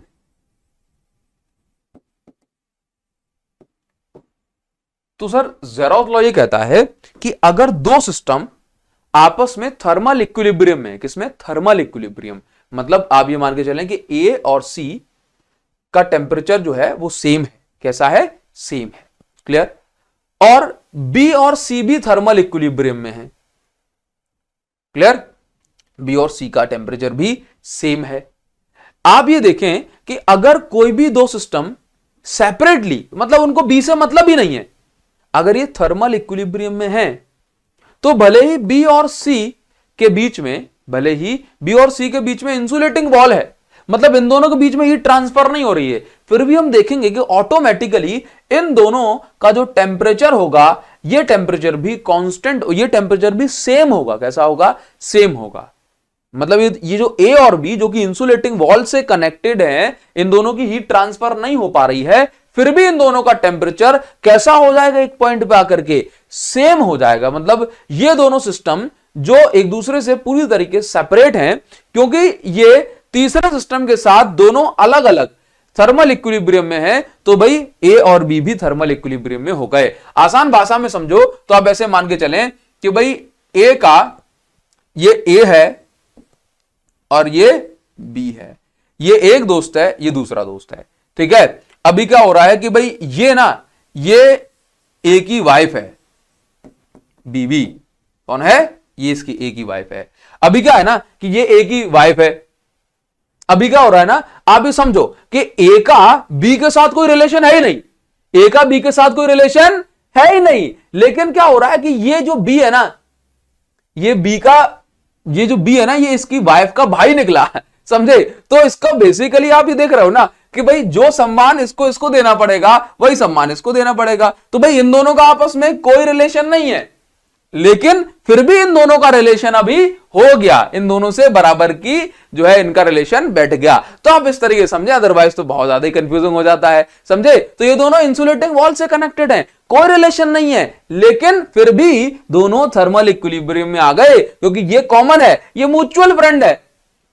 समझे कि नहीं समझे? चलिए भाई, बहुत सही बहुत सही बहुत सही। नाउ अभी हम आगे बढ़ जाते। तो ये जेरोथ लॉ कहता है कि 2 सिस्टम जो कि आपस में एक दूसरे से सेपरेटेड है, मतलब इंसुलेटिंग वॉल से सेपरेटेड है, इनके बीच में कोई भी हीट ट्रांसफर नहीं हो रही है, लेकिन ये तीसरे सिस्टम से क्योंकि दोनों एक थर्मल इक्विलिब्रियम में है, तो फिर ये दोनों भी सेपरेशन के बावजूद ये थर्मल इक्विलिब्रियम में होंगे। इसको हम बोलते हैं जेरोथ लॉ। पढ़ लेना अपनी भाषा में जैसे भी आपको समझना है। क्लियर? मैंने अपनी भाषा में इसको समझा दिया। देखिए, फर्स्ट ऑफ थर्मोडायनेमिक्स की हम बात करेंगे। तो थर्मोडायनेमिक का जो फर्स्ट लॉ है वो आप जानते हैं sir, energy can neither be created nor be destroyed, can be transferred from one place to another. हाँ, तो ये तो सर जो है हमने बचपन से पढ़ा है, ये बात ठीक है, ये फर्स्ट लॉ ऑफ थर्मोडायनेमिक्स होता है, कंजर्वेशन ऑफ एनर्जी। लेकिन अब जब हम 11th क्लास में आ गए तो उसको दूसरे तरीके से बताते हैं, क्योंकि हम यहाँ पे एक्सपेंशन वगैरह की बात कर रहे हैं, हीट की बात कर रहे हैं ना, तो आप समझिए इसको। बेसिकली क्या होता है, थर्मोडायनेमिक के लॉ की जब हम बात करते हैं तो ये एनर्जी कंजर्वेशन पर ही बेस्ड है। लेकिन ये क्या कहता है, लेकिन ये क्या कहता है, ये कहता है कि जो भी आप हीट देंगे, जो भी आप हीट देंगे, अब ऐसा नहीं है कि हीट जो आप देंगे वो टोटली जो है कंप्लीटली ये वर्क कर दे पूरी तरीके से। जो भी आप हीट देंगे वो जो है ना, वो दो पार्ट में ये यूटिलाइज होगी। क्या, हीट गिवन दो पार्ट में यूटिलाइज होगी। हीट का एक पार्ट तो सिस्टम की काइनेटिक एनर्जी या कहूं कि इंटरनल एनर्जी को बढ़ाएगा, इंटरनल एनर्जी को चेंज करेगा, और दूसरे पार्ट से वर्क होगा। आपने हीट दी 100 जूल, तो 100 जूल में से मान के चलिए 30 जूल से उस सिस्टम की इंटरनल एनर्जी चेंज हो गई, टेम्परेचर बढ़ गया, और 70 जूल से वहां पे आपको वर्क डन मिल गया। तो del Q is equal to del U, मतलब change in internal energy plus change in work done. तो वर्क डन को तो मैं इस तरीके से निकाल सकता हूं ना, P इंटू डी वी। अगर ये चेंज बड़ा होता है तो उसको डेल लिखता हूं, छोटा होता है तो डी लिखता हूं, समझे। तो अगर नोटिसेबल चेंज है तो मैं लिखा डेल वी, तो डेल वी लिखने से यहां पे क्या बन गया, P इंटू डेल वी। तो del Q is equal to क्या बन गया, हम दोनों सेंटेंसेस यूज कर सकते हैं, दोनों equation, del U plus del W या फिर del U plus P del V, pressure into volume. Clear now, ये हो गया थर्मोडायनामिक्स का फर्स्ट लॉ। फर्स्ट लॉ की जो लिमिटेशंस है ना, जैसे आपने ये समझा, फर्स्ट लॉ कहता है कि जो भी हीट जो होगी ना, ये दो पार्ट में यूटिलाइज होगी। एक तो जो है ये एनर्जी को चेंज करेगी, और दूसरा ये आपको वर्क देगी। लेकिन इसकी भी कुछ लिमिटेशन है। क्या लिमिटेशन है कि ये जो थर्मोडायनामिक्स का फर्स्ट लॉ है, ये नहीं बताता कि डायरेक्शन ऑफ हीट ट्रांसफर क्या होगी। It does not indicate the direction of heat transfer. ठीक, इसमें और क्या पता नहीं पड़ता, इसमें हमें यह भी नहीं पता पड़ पाता कि under which condition heat is being converted, किस कंडीशन में हीट को कन्वर्ट करा जा रहा है। दैट मींस आइसोथर्मल, एडियाबैटिक, ये सारी चीजें हैं। और इसके बाद क्या है कि it does not tell about up to which extent heat can be convert into mechanical work continuously. मतलब ये जो थर्मोडायनामिक्स का फर्स्ट लॉ है, वो ये भी नहीं बताता कि कब तक लगातार हीट मैकेनिकल एनर्जी में कन्वर्ट हो सकती है। तो इन चीजों के बारे में यहां पर मेंशन नहीं करा गया। जो मेन चीज है वो ये कही गई, और इससे बहुत सारा काम अपना चल जाता है। ठीक है, नाउ अभी हम बात करेंगे फर्स्ट लॉ जो अपन ने पढ़ा हुआ है ना, इसको हम अलग अलग कंडीशन में अप्लाई भी करने वाले हैं अभी। लेकिन उससे पहले हम सेकंड लॉ समझते हैं। तो थर्मोडायनामिक्स का सेकंड लॉ हमसे ये कहता है कि अभी तक ना, मतलब इसको अलग अलग लोगों ने अपने अपने तरीके से एक्सप्लेन करा। दो फेमस स्टेटमेंट दो लोगों ने दिए। क्या, एक होता है केल्विन प्लांक स्टेटमेंट। कौन सा, केल्विन प्लांक स्टेटमेंट, और दूसरा है क्लॉजियस स्टेटमेंट। भाई थर्मोडायनामिक्स का जो सेकंड लॉ है ना, वो यही कहना चाह रहा है कि 100% वर्क को एनर्जी में आप कन्वर्ट कर ही नहीं सकते। 100% एनर्जी को आप 100% वर्क में कन्वर्ट नहीं कर सकते। या ये बोलूं कि आप कुछ भी कर लो, आपको 100% आउटपुट नहीं मिलेगा। आप कुछ भी कर लो, आप ऐसा मशीन नहीं बना पाओगे जो आपको 100% आउटपुट दे। थर्मोडायनामिक्स का सेकंड लॉ एक बार फिर से बता देता हूं। It is impossible to construct such a engine that can convert complete heat into work without any loss. समझ गए केल्विन प्लांक ने क्या कहा सेकंड लॉ के बारे में, कि आप ऐसा हीट इंजन बना ही नहीं सकते जो पूरी की पूरी हीट को वर्क में कन्वर्ट कर दे और कोई भी लॉस ना हो। ठीक, जो इंटरनल एनर्जी में चेंज हो रहा है ना, मतलब टेम्परेचर बढ़ रहा है, वो एक तरह से लॉस ही तो है। मतलब आपने हीट दी, अब आपको 100% वर्क नहीं मिल पाया, कुछ तो टेम्परेचर बढ़ ही गया, समझे। तो केल्विन प्लांक ने ये बात कही। ठीक, नाउ क्लॉजियस ने क्या कहा, क्लॉजियस ने भी ये कुछ ऐसा ही कहा कि it is impossible to transfer heat from lower temperature body to higher temperature body without any external agent. क्या कहा कि अगर किसी बॉडी का टेम्परेचर कम है और किसी बॉडी का टेम्परेचर हाई है, तो हीट हमेशा हायर टू लोअर फ्लो होगी। लेकिन यहां पर यह बोल रहा है कि temperature lower to higher temperature body में फ्लो कराना इम्पॉसिबल है। फ्लो तो हो सकता है, लेकिन कोई एक्सटर्नल एजेंट की आपको मदद लेनी पड़ेगी। तो उसने कहा कि एक्सटर्नल एजेंट के बिना आप lower temperature body to higher temperature body में हीट का फ्लो नहीं करा सकते। क्लियर। नेक्स्ट हमें देखना है कि कोई भी थर्मोडायनेमिक प्रोसेस जो होती है ना, वो चार तरीके से हो सकती है। मतलब उसमें चार प्रोसेस इन्वॉल्व हो सकती हैं। जैसे कि आइसोथर्मल प्रोसेस, मतलब कोई भी जब हीट का कन्वर्जन वर्क में हो रहा है तो वो चार तरीके से चार डिफरेंट स्टेट्स में हो सकता है। जैसे कि हम एक रिएक्शन को हमने मतलब एक प्रोसेस को नाम दिया आइसोथर्मल प्रोसेस। अगर हीट का जो कन्वर्जन वर्क में कुछ इस तरीके से हो रहा है कि उस प्रोसेस के दौरान जो टेम्परेचर है वो ना बदले। अब सर हीट दी जा रही, टेम्परेचर क्यों नहीं बदलेगा?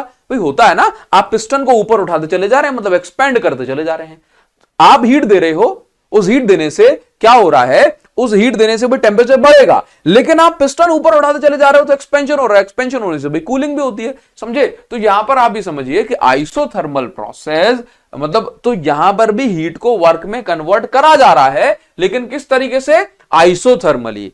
एडियाबैटिक प्रोसेस हम उस प्रोसेस को बोलते हैं कि जहां पर कुछ भी चेंज हो, मतलब कन्वर्जन ऑफ हीट हो वर्क में, बट हीट जो है ना दी जाए, लेकिन क्या ना हो, हीट ना दी जाए, कांस्टेंट हीट पर हो। जैसे कि आप यहां पर देखें कि अगर यहां पर क्या हो रहा है कि भाई ये पिस्टन है, अब आपने क्या किया कि आपने इसको नीचे की साइड कंप्रेस किया, और कंप्रेस किया आपने बहुत फास्ट, दैट मींस आपने एडिशनली कोई हीट तो नहीं दी ना, लेकिन आप क्या देखते हैं कि यहां पे प्रेशर बदल जाएगा, आप कहते हैं यहां पे टेम्परेचर बदल जाएगा, है ना, लेकिन आपने एडिशनल हीट नहीं दी।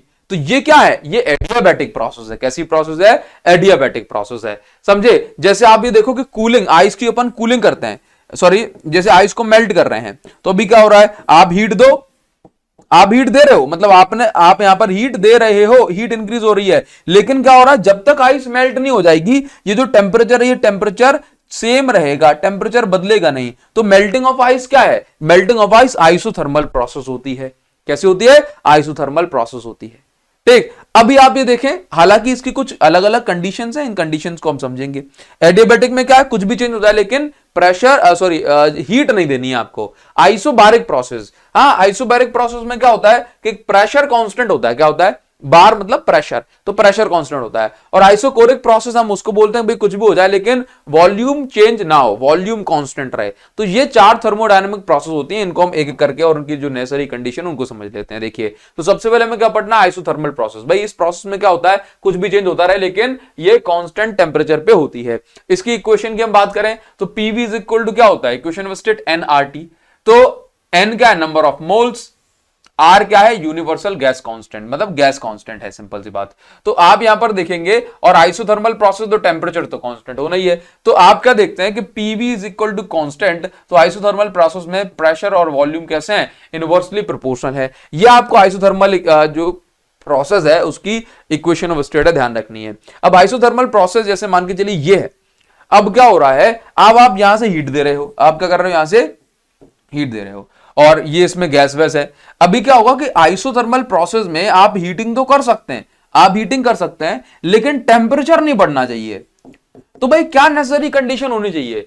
ये दो, इसकी नेसेसरी कंडीशन क्या है? 2 कंडीशन है कि पहली चीज, जो भी आप हीट दे रहे हो, जितनी आप इसको हीट दे रहे हैं उतनी हीट जो है ये गायब हो जाए, उतनी हीट गायब हो जाए, तब जाकर के टेम्परेचर कांस्टेंट हो पाएगा, अदरवाइज नहीं। तो इसके लिए नेसेसरी कंडीशन ये हो जाती है कि भाई जो वॉल्स हैं वो परफेक्टली कंडक्टिंग होनी चाहिए। परफेक्टली कंडक्टिंग का मतलब है कि जो भी हीट दी जा रही है इसको यहां से वो टेम्परेचर बढ़ाएगी। तो इसका मतलब है पहले तो ना हीट को लॉस करो, हीट लॉस होगा तभी टेम्परेचर मेंटेन हो सकता है। हीट लॉस कैसे हो सकता है? एटमॉस्फेयर से ये हीट लूज कर दे, हाँ, और एटमॉस्फेयर में हीट कैसे जो है ये रिलीज कर पाएगा? जब इसकी जो वॉल्स हैं ये परफेक्टली कंडक्टिंग होगी, तो हीट ये अंदर की बाहर ट्रांसफर हो सकती है।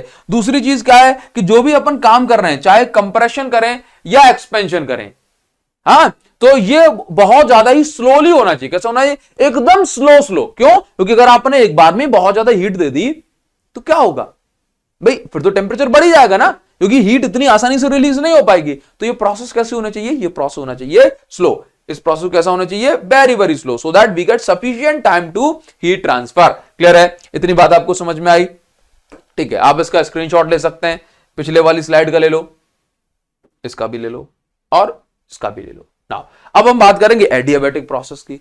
अब एडियाबैटिक प्रोसेस में क्या है कि भाई हीट ट्रांसफर नहीं होना चाहिए बस। अभी क्या होता है इस प्रोसेस में, चाहे आप कंप्रेशन करो चाहे एक्सपेंशन करो, लेकिन ये बहुत फास्ट होना चाहिए। क्या होना चाहिए? ये बहुत ज्यादा फास्ट होना चाहिए। तो आप ये देखो कि यहां पर क्या हो रहा है ना, मान के चलो कि आपने ना इस पिस्टन को दबा दिया, दबाओगे, आपको जस्ट अभी बताया था, सडनली इसको कंप्रेस करोगे तो क्या होगा कि इसका टेम्परेचर तो बढ़ जाएगा, इसका प्रेशर ही बढ़ जाएगा, लेकिन क्योंकि फास्ट प्रोसेस है तो इसमें क्या होगा कि इसमें हीट का चेंज नहीं हो पाएगा। इसमें अब क्योंकि फास्ट है ना, फास्ट है तो जो भी हीट बनेगी वो हीट ट्रांसफर ही नहीं हो पाएगी। समझे? तो एडियाबैटिक प्रोसेस में हीट तो चेंज हो सकती है लेकिन हीट चेंज नहीं हो सकती, लेकिन टेम्परेचर और प्रेशर चेंज हो सकते हैं। अब इसको अपन अगर कैरी ऑन कराना चाहते हैं तो इसके लिए नेसेसरी कंडीशन क्या है कि वॉल्स परफेक्टली इंसुलेटिंग होना चाहिए। वॉल्स पूरी तरह से, इसकी जो दीवार है कंटेनर की, ये पूरी तरह से इंसुलेटिंग होना चाहिए, अदरवाइज हीट क्या है, बाहर चली जाएगी या अंदर से बाहर आ जाएगी, बाहर से अंदर। और दूसरी चीज क्या है, ये प्रोसेस फास्ट होना चाहिए। फास्ट क्यों? अगर स्लोली स्लोली होगी तो क्या होगा कि भाई हीट ट्रांसफर का टाइम मिल जाएगा। क्या हो जाएगा? हीट ट्रांसफर का टाइम मिल जाएगा और वहां पे हीट चेंज होने से इस प्रोसेस, ये हम एडियाबैटिक जो प्रोसेस है वो फिर कंप्लीट नहीं हो पाएगी। ठीक, टायर जब फटता है तो वो प्रोसेस भी कौन सी? Adiabatic process. क्योंकि आप ये देखते हैं कि टायर जब फटता है तो उसमें क्या हो रहा है, उसमें ये जो गैस है, या चलो मैं आपको और सिंपल एग्जांपल देता हूं। जैसे कि आप बच्चे टायर फटने वाले को जो है समझ कई बार नहीं पाते हैं। देखो मैं आपको एग्जांपल दूं। जैसे कि क्या होता है कि इसको मान के चलो क्या बोलते हैं उससे, propagation of wave. Sound wave जो है ना, साउंड वेव मीडियम में ऐसे जाती है। साउंड, आप जरा सोचो, मैंने बोला कितनी जल्दी तक आवाज आगे पहुंच जाती ना, तो आप भी समझो कि साउंड वेव ऐसे चलती है, compression rarefaction, compression rarefaction, compression rarefaction. अभी क्या होता है, साउंड वेव जा रही है ना, ये से मैंने बोला तो अभी मेरे मुंह से, गले से जो साउंड वेव जो क्रिएट हुई, ये ऐसे जा रही है। एयर को, मतलब मीडियम को ऐसे दबाएगी, कंप्रेशन, फिर फैलाएगी, दबाएगी, फैलाएगी, फैलाएगी, दबाएगी, इस तरीके से।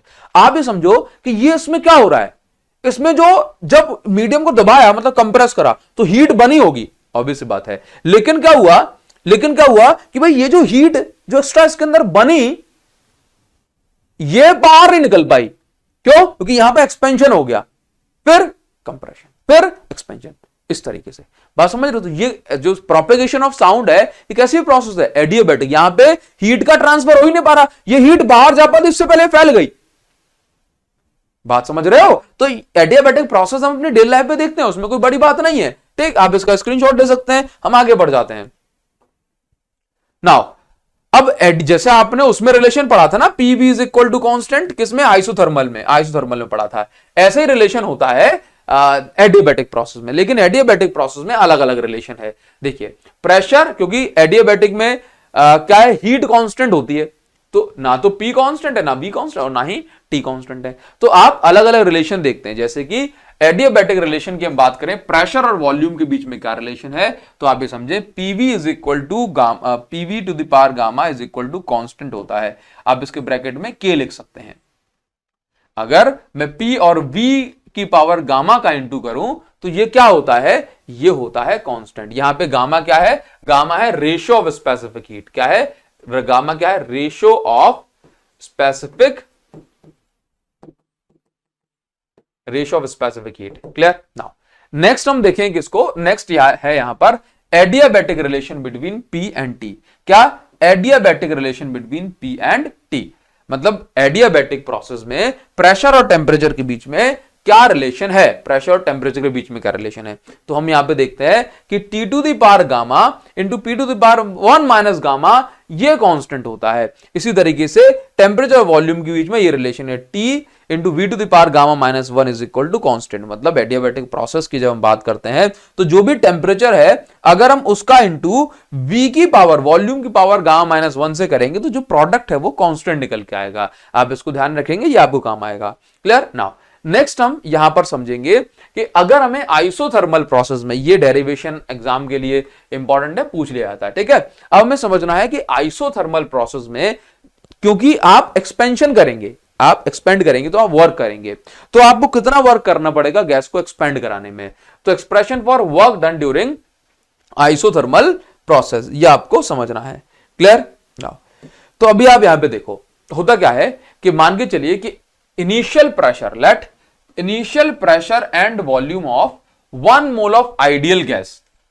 मान के चलो कि आपके पास एक आइडियल गैस है का 1 मोल है। कितना मोल? 1 मोल।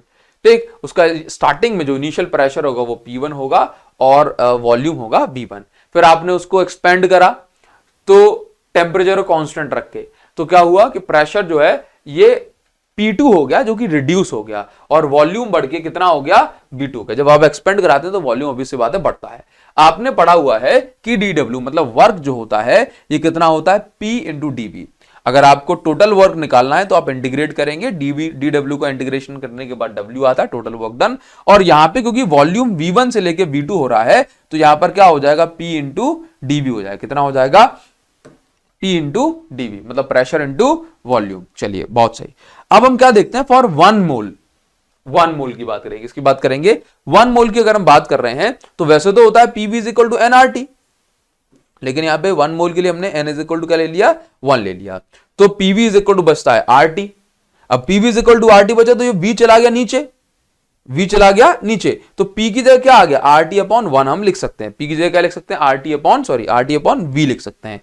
क्लियर। नाउ N की जगह 1 तो P की जगह हम RT अपॉन V लिख सकते हैं। नाउ तो अभी हमने क्या किया कि यही जो इक्वेशन लेट से हमारी फर्स्ट इक्वेशन है, इसमें हमने PV इज इक्वल, ये W इज इक्वल टू कितना कर दिया, मैं एक स्टेप इसमें और बढ़ा दूं क्या, नहीं, चलो ठीक है, तो मैं इसमें एक स्टेप बढ़ाना चाहूंगा ताकि जो है किसी प्रकार की कोई कंफ्यूजन ना हो।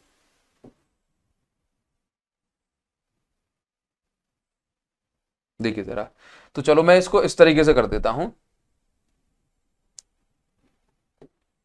कि हमने यहां पर वैल्यूज पुट की, किस तरीके से, let's say W is equal to, ये इंटीग्रेशन करना है V1 से V2, तो P के प्लेस पर मैं लिखा RT अपॉन V और dV के प्लेस पर मैं लिखा dV। अब जो RT अपॉन V है ये आ जाएगा बाहर, RT आ जाएगा बाहर और V नहीं आएगा, V नहीं आएगा बाहर। क्यों, क्योंकि V का है वॉल्यूम और वॉल्यूम का ही तो इंटीग्रेशन यहां पे करना है, dV लिखा है तो हो जाएगा। अभी देखिए इंटीग्रेशन वगैरह ये सब कुछ है। अभी क्या होता है, 1 अपॉन V का इंटीग्रेशन होगा, जैसे 1 अपॉन X का इंटीग्रेशन होता है log X, क्या होता है log X, और ये क्या है log बेस E, जिसको हमने बोला नेचुरल लॉग, क्या बोला, नेचुरल लॉग। क्लियर। नाउ तो अभी देखिए 1 अपॉन V इसका इंटीग्रेशन हुआ, जैसे 1 अपॉन एक्स का इंटीग्रेशन क्या होता है log x, वैसे ही 1 अपॉन v का इंटीग्रेशन हो गया log b। ये जो log बेस e लिखा हुआ है इसका मतलब है नेचुरल लॉग। तो यहां पर देखो ये क्या हो जाएगा, RT log base e, b की जगह पे अपर लिमिट माइनस v की जगह पे लोअर लिमिट, तो log base e v2 minus log base e natural log v1 हो गया। ठीक है, अभी यहां तक आपने क्लियर किया, RT बाहर है। अब आप समझो क्या होता है, log का formula log m minus log n होता है log m अपॉन n। ध्यान रखिए इसको, क्या होता है log m अपॉन n, और अगर प्लस लिखा होता log m plus log n plus log n, तो ये होता log m इंटू n। ये कुछ प्रॉपर्टीज होती हैं लॉग की, ये आपको ध्यान रखनी होती हैं। तो RT log base E natural log V2 minus V1 है, तो ये बन गया V2 अपॉन V1। क्लियर, इस प्रॉपर्टी से। नाउ इसके बाद क्या होता है, नेचुरल लॉग को हमने log बेस 10 में कन्वर्ट किया, तो log बेस E की वैल्यू होती है, नेचुरल लॉग की वैल्यू है 2.303 इंटू log बेस 10। ये आप ध्यान रखेंगे। तो इस तरीके से आपने वर्क डन अगर कैलकुलेट करना है तो हम यहां से कैलकुलेट कर सकते हैं, log base 10 V2 by V1 2.303। ठीक, अदरवाइज हम इसको भी लिख सकते हैं, कार्नोट साइकिल जब पढ़ेंगे तो यहां पे इसको लिखेंगे। ठीक, तो W is equal to RT natural log V2 by V1 यहां पर हो जाता है। क्लियर, आई होप आपको समझ में आया होगा। आप इसका भी स्क्रीनशॉट ले सकते हैं और इसका भी स्क्रीनशॉट ले सकते हैं। क्लियर, चलिए आगे बढ़ जाते हैं। अब हमें समझना है work done during adiabatic expansion of gas. अभी हमने कैसा किया, आइसोथर्मल एक्सपेंशन, टेम्परेचर तब चेंज नहीं हुआ था। अब क्या होगा, अब होगा एडियाबैटिक एक्सपेंशन। अभी एडियाबैटिक एक्सपेंशन में क्या होगा तो उसको हम जान लेते हैं। जरा देखो जरा क्या है भाई, कि हमने ये माना कि कोई भी गैस होगी, अब ये गैस एक्सपेंड अगर होगी, अभी तो हमने एडियाबैटिक जो है प्रोसेस को समझा था, अब यहां पर समझ रहे हैं कि वर्क कितना करना पड़ेगा अगर हम एडियाबैटिकली किसी गैस को एक्सपेंड करते हैं। तो हमने माना कि स्टार्टिंग में जो प्रेशर, वॉल्यूम, जो टेम्परेचर है ये P1 V1 T1 है, और बाद में ये P1 P2 V2 और T2 हो गया। क्लियर है नाउ, क्योंकि इसमें बस हीट चेंज नहीं होनी है, टेम्परेचर चेंज होता है, कोई दिक्कत नहीं है। तो स्टार्टिंग में जो वर्क जो हमें करना पड़ता है that is W is equal to integration PdV, ये सब कुछ है नाउ। अभी क्या होता है, एडियाबैटिक एक्सपेंशन की बात कर रहे हैं, किसकी, एडियाबैटिक। पहले हम बात कर रहे थे आइसोथर्मल एक्सपेंशन की, तो आइसोथर्मल एक्सपेंशन में प्रेशर और वॉल्यूम के बीच का जो रिलेशन होता है वो क्या होता है, PV is equal to constant, ठीक है नाउ। लेकिन यहां पर क्या है, प्रेशर और वॉल्यूम के बीच का रिलेशन, ये देखो PV to the power gamma is equal to constant, PV to the power gamma is equal to constant, ये है नाउ। अभी समझो, तो यहां से आपने P की वैल्यू निकाली, किसकी वैल्यू निकाली, P की, तो यहां पे क्या हो जाए, K upon V to the power gamma, K upon V to the power gamma. तो आपको वर्क निकालना है, तो आपने क्या किया कि इस P के प्लेस पर K upon V to the power gamma into dV लिखा। अब P तो आ जाएगा बाहर, सॉरी K तो आ जाएगा बाहर, ये चल रहा है, और 1 upon V to the power gamma into dV बचा। ये dV बता रहा है कि इस वॉल्यूम का ही इंटीग्रेशन होना है, क्लियर नाउ।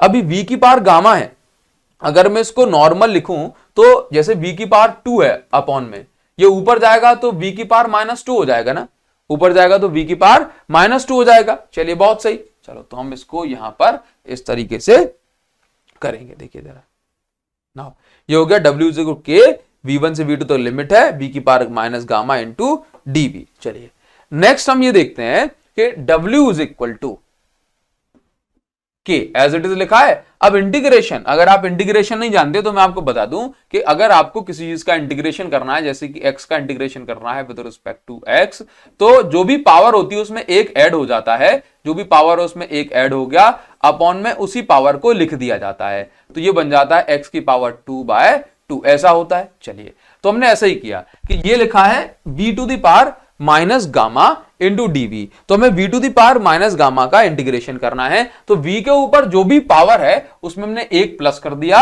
और उसी पावर को नीचे लिख दिया। पावर को बाहर निकाला तो ये कुछ ऐसा बन गया, माइनस गामा प्लस 1 है तो k अपॉन ये 1 माइनस गामा हमने लिख दिया, प्लस का 1 माइनस का गामा नाउ। अभी आप इसको देखो, ये एज इट इज लिखा हुआ है, v1 से v2 तक लिमिट है, लिमिट पुट की, v की जगह एक बार लिख दिया v2 माइनस v की जगह दूसरी बार लिख दिया v1, लिमिट पुट हो गई। चलिए इंटीग्रेशन हो गया। अभी इस k का हमने दोनों जगह इंटू कर दिया, ये अंदर इस k का इंटू कर दिया, तो ये बन गया k as it is v2 की power minus gamma plus 1, k v1 की पावर माइनस गामा प्लस 1, ठीक है। ये बाहर 1 अपॉन 1 माइनस गामा चल ही रहा है। उसके बाद क्या करना है कि देखो k इज इक्वल टू क्या होता है, जैसे आपने यहां पे देखा ना, आपने क्या देखा कि PV to the power gamma is equal to constant है। गामा इज मतलब PV की पावर जो गामा है ना, P इंटू V की पावर गामा है, वो कांस्टेंट है, तो कांस्टेंट का मतलब क्या, तो चेंज नहीं होती। तो जैसे P1 V1 की power gamma is equal to P2 V2 की पावर गामा, जब ये चेंज ही नहीं हो रही है, प्रेशर इंटू वॉल्यूम की पावर गामा, तो उसका मतलब P1 V1 की पावर गामा भी सेम होगी और P2 V2 की पावर गामा भी सेम होगी। तो हम क्या लिखते हैं यहां पे, इसी चीज को आगे बढ़ाते हैं। तो हमने क्या लिखा कि K के प्लेस पर होता है ना PV की पावर गामा, तो P1 V1 की पावर गामा हो गया और P2 V2 की पावर गामा हो गया। तो हमने K के प्लेस पर ये लिख दिया और ये वाले K के प्लेस पर, क्योंकि V2 के साथ है तो P2 V2 की पावर गामा और इसके साथ है V1 के साथ है तो P1 V1 की पावर गामा। अब आप ये देखो कि यहां पर क्या हो जाएगा सर, यहां पर कुछ ऐसा हो जाएगा कि ये जो V2 की, अब देखो बेस कॉमन है ना V2, तो पावर ऐड हो जाएंगी, पावर क्या हो जाएगी, प्लस का गामा माइनस का गामा, तो गामा से गामा कैंसिल, बची पावर 1, तो P2 इंटू V2 बचा, यहां पे P1 इंटू V1 बचा, ठीक। चलिए अब आप ये समझो कि ये जो रिलेशन हमने पढ़ा है PV is equal to nRT, 1 mole gas है तो n के प्लेस पर 1 हो गया, तो PV के प्लेस पर मैं लिख सकता हूं RT, तो P1 V1 के प्लेस पे RT1, P2 V2 के प्लेस पे RT2, क्लियर है, समझो इस बात को। तो P2 V2 के प्लेस पे RT2 माइनस RT1, तो वर्क डन कितना आ गया, ये कैपिटल R कॉमन आ जाएगा, capital R 1 minus gamma into T2 minus T1, ध्यान रखिए इसको। चलिए आप इसका स्क्रीनशॉट ले सकते हैं, लेकिन मैं आपको यहां पर एक और चीज मेंशन करूंगा कि कई बार गामा -1 लिखा होता है तो आपको यहां पे माइनस साइन लगाना पड़ेगा, जैसे कि W इज इक्वल टू, आप यहां पे क्या लिखें, R अपॉन 1 माइनस गामा है तो उसको गामा -1 कर दो, और गामा -1 कर दिया ना आपने, तो यहां पर क्या हो जाएगा T1 माइनस T2 लग जाएगा। अगर आपने इसका साइन बदला तो यहां पे माइनस आ गया, उस माइनस का करंट का, या आप ऐसे बोल दें कि आपने ऊपर भी साइन चेंज कर दिया, नीचे भी साइन चेंज कर दिया, तो भाई ऐसा हो जाता है, वैलिड रूल है। चलिए, तो यहां पर ये वर्क डन हो गया ड्यूरिंग एडियाबैटिक। दोनों ही फॉर्मूले यूज कर लिए आते हैं, दोनों ही फॉर्मूले, एडियाबैटिक हो गया। ठीक, चलिए अब हम आगे बढ़ेंगे और नेक्स्ट हमें जो हमने देखा है, जो हमने फर्स्ट लॉ अप्लाई करा था, थर्मोडायनामिक्स को फर्स्ट लॉ सीखा है, उसको हम अलग अलग कंडीशन में अप्लाई करने की कोशिश करते हैं। कोशिश क्या कर ही लेंगे। ठीक, चलिए, तो first law of thermodynamics apply to isochoric process. Isochoric process, isobaric process आपको बहुत ज्यादा डिटेल में नहीं पढ़नी होती है, लेकिन अगर फर्स्ट लॉ अप्लाई करेंगे तो इसका क्या मीनिंग निकल के आता है। देखिए, आइसोकोरिक प्रोसेस मतलब वॉल्यूम में चेंज नहीं हो सकता। तो फर्स्ट लॉ क्या कहता है कि del U plus del W, और डेल डब्ल्यू को हम पी इंटू डीवी लिखते हैं।